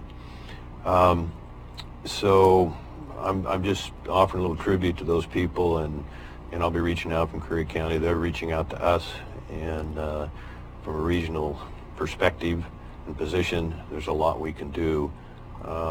We have, of course, as you know, many very similar and related issues from small rural counties. The report that Council Huddle gave today was very helpful, and the the document that you had, Administrator Schroeder, that showed the work that the library and the city of Brookings have done. I just want to spend just a little bit of time on that because we talked about the benefit of our code enforcement officer, the benefit to the county, and the effectiveness that can be, and hopefully will be, and what we see coming at us with the various nuisance properties, the messes. You know, the whole homeless issue is not just going to be a Port of Brookings or a Harbor issue or an Elk River issue or as an Arizona Beach issue. It is something that should concern us all. You know, here's just one news release from the city of Brookings where they've shut down their Mill Beach restroom. And what I'm going to read on this short paragraph basically is because I want to highlight, I don't think we would have been having this conversation even 2 years ago. So how we respond as a community, collectively, the county, I just have a concern of what we're going to be dealing with over time, and how we respond or don't respond is going to be critical to our ability to pull everybody together and solve some of these problems. But here's the news release. The restroom located at Mill Beach will be closed until further notice. The restroom has been severely damaged several times over the past few months. Hypodermic needles, clothing, and other material continue to clog up the system, destroying the pump. The continual misuse has required numerous call-outs to keep the restrooms open. However, the pump that was installed in the last month has now been destroyed again. Restrooms at Azalea Park, along with others, have been experiencing similar damage, but will remain open at this time. So I also have a couple big maps that Tad set up for us, facilities and maintenance. Just shows a little bit of a comparison on the Klondike and the Checo Bar fire. I think that it's pushing $300 million between Josephine and Curry County to fight these fires, combine the U.S. Forest Service and Oregon Department of Forestry. I think one of my jobs, one of all of our jobs, is to lobby for the budgets of both the Forest Service and the Oregon Department of Revenue because of the fire risk that Oregon is going to experience the next few years. But between Josephine County and Curry County, we have lost about 400, not quite 400 acres, 400,000 acres. And so I got to hope and pray that we don't have a reburn on that. And I'll be spending a lot of time this month with Rogue River Siskiyou National Forest Supervisor Merv George. And I think he's going to be a great ally. I think he understands what our counties are up against. And I think we can count on him to contribute towards much updated policies on how to prevent, or at least improve the odds of preventing some of these catastrophic fires. And Curry County is sitting in perhaps one of the most high-risk areas in the entire country because our forests are so deep, our terrain is so rugged. An acre goes up and down. It's just the same reason our towers sometimes are difficult to have good reception, transmission and reception, because the area is so rugged, and that's why it's also very difficult to fight fires, to get people in, and then to make sure you have a backup plan to get them out safely. So, Madam Chair, I think that's all I have for the remainder of this meeting. Thank you. Okay, thank you. I have just a little bit to report. I attended a Brookings City Planning meeting last night with a concern that Dooley Creek, Taylor Creek, Lone Ranch, and Ram Creeks could possibly have had some water taken from them that would affect the Cape Ferrelo district there, that all are dependent upon getting their water from these areas. And so bottom line, the Planning Commission there decided to delete that verbiage before they took it to the City Council so that we could avoid some possible issues with water problems in the Cape Ferrelo area. So that's pretty much it. Yes? Is that those creeks are in the city limits of Brookings? Yes, because of the college, the Lone Ranch area. Pretty close, isn't it? Yeah, and they're going to be putting a 1,000-unit development in there, 1,000 homes. So that you're talking about Borax. Borax, yes. Yeah. So that could Can you impact. say, do they know who might have taken the water, or they probably can't say right now, or what's happening there? Well, I'm not sure yet, but they're just kind of preparing, it sounded to me like. And so they were getting an ordinance ready for the city. But I was concerned not just as a county commissioner, but as Cape Ferrello chair of the fire department, which would include all of that area. Plus, I live in that area. I was concerned about the water for the people simply because a lot of times people run out of water in the summer in that area. So anyway, I had some real big concerns on that, so I was able to get that deleted from that ordinance, which I think was good. Yes. Thank you. And you mentioned the creeks that go through that property, and they're in the city limits of Brookings, but they're not exclusively in the city limits of Brookings. Right. They go upstream, and the headwaters is in county jurisdiction. And I think besides yourself, Commissioner Golden, I appreciate your efforts in the matter. Myself, John Bischoff, and Clark, I think we're kind of in the loop on this, but one of the things is we reviewed our own comprehensive plan, and we don't have those creeks inventoried as a resource in our comp plan. So I think when the new planning director gets here, maybe they need to be included. They'll need to look at it. It might not be the only part of our comp plan that needs a good look. So yeah. Okay, I'm done. Commissioner Huxley.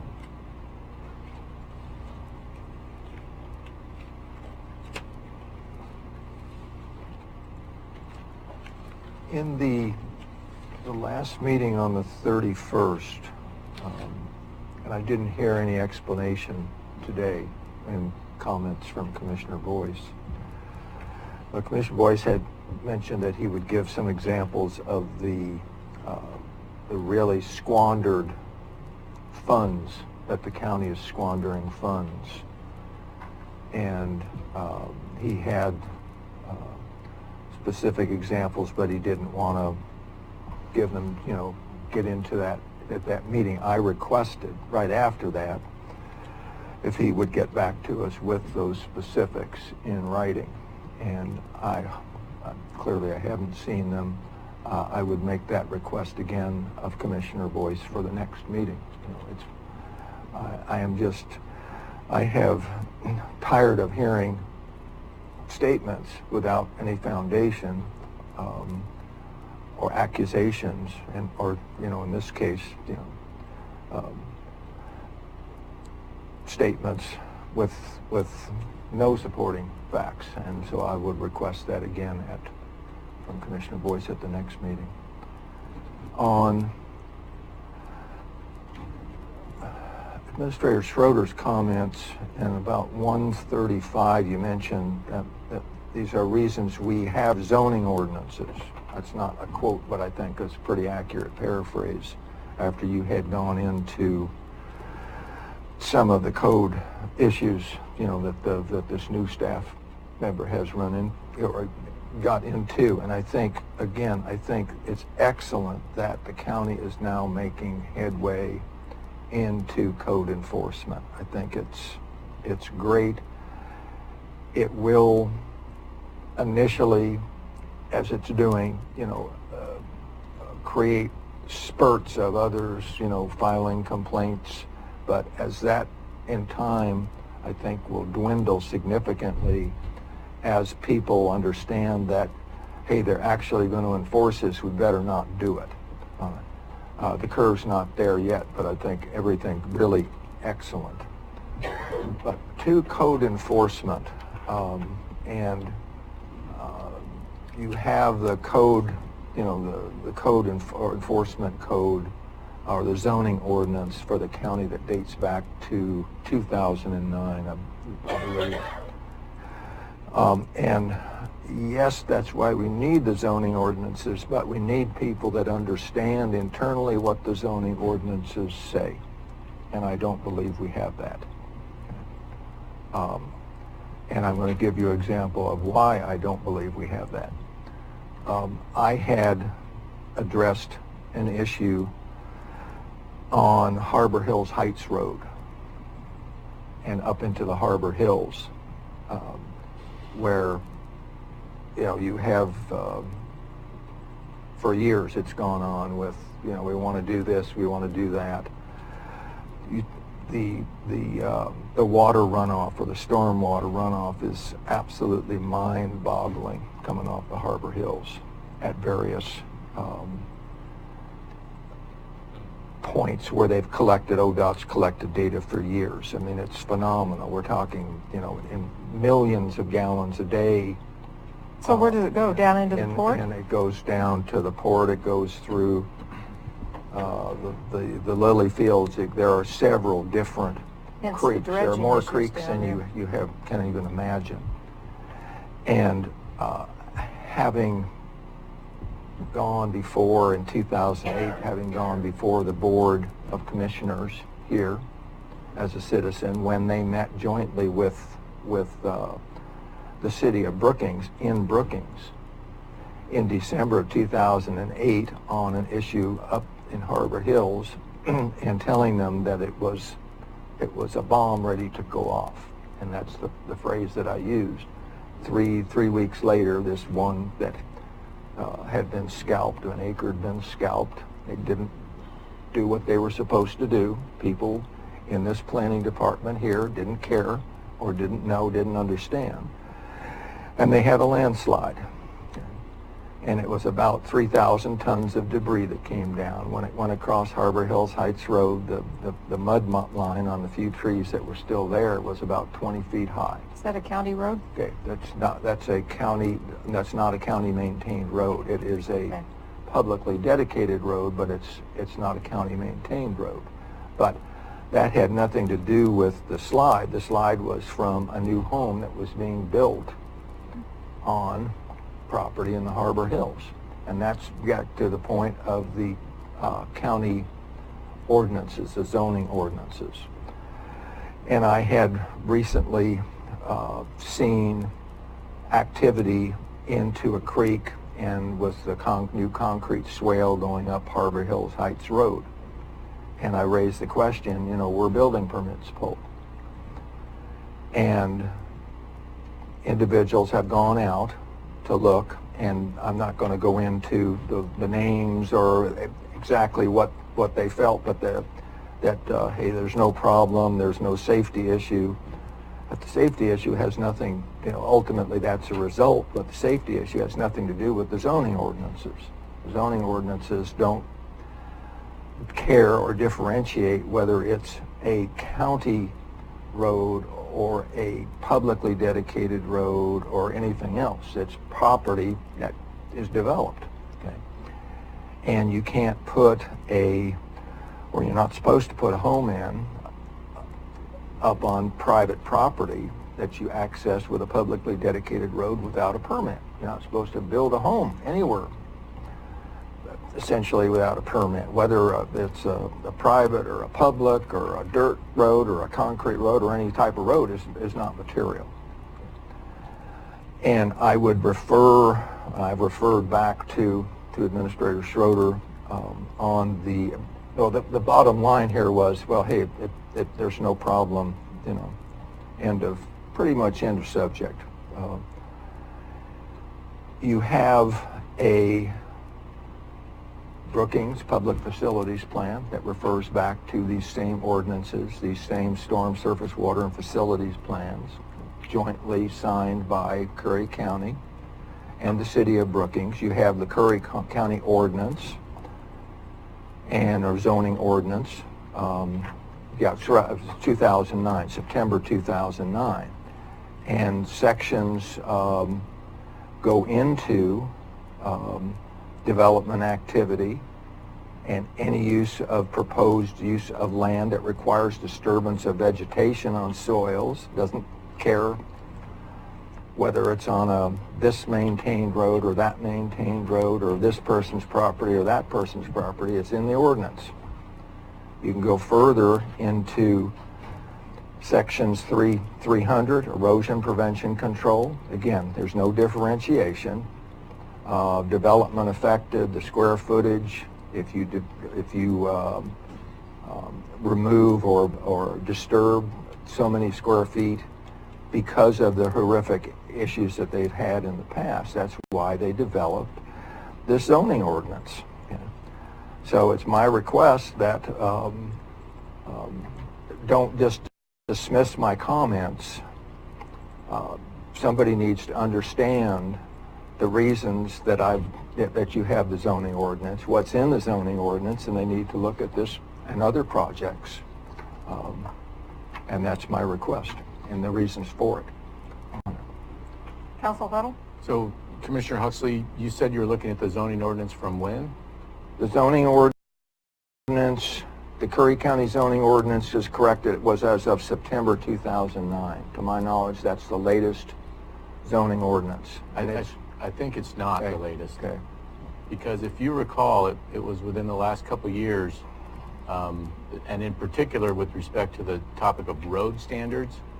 If you remember, we had coordinated an effort between the Community Development and Planning Department and then the Roads Department as to which of those departments would be really responsible for road standards and those kind of things. And I think we actually eliminated a lot of the road standard language from the Community Development Ordinance, from the zoning ordinance. But I'd have to go back. And that may be, but this is the latest one that I was able to, that I had in my archives and was able to verify that existed. And I do recall something. I'm just not sure if it was in this same document or not. Commissioner Boyce? Okay. Thank you. I'm going to defer. Oh. Yeah, Schroeder? Yeah, just to Mr. Commissioner Huxley's commentary about this issue, we did look into it. We did spend some staff time on it. I sent him an email basically situated that when looking at it, it looks like there probably was a permit that would be required for this type of work. But given the lack of staff time we have and the priorities we have, we would address it as time allows.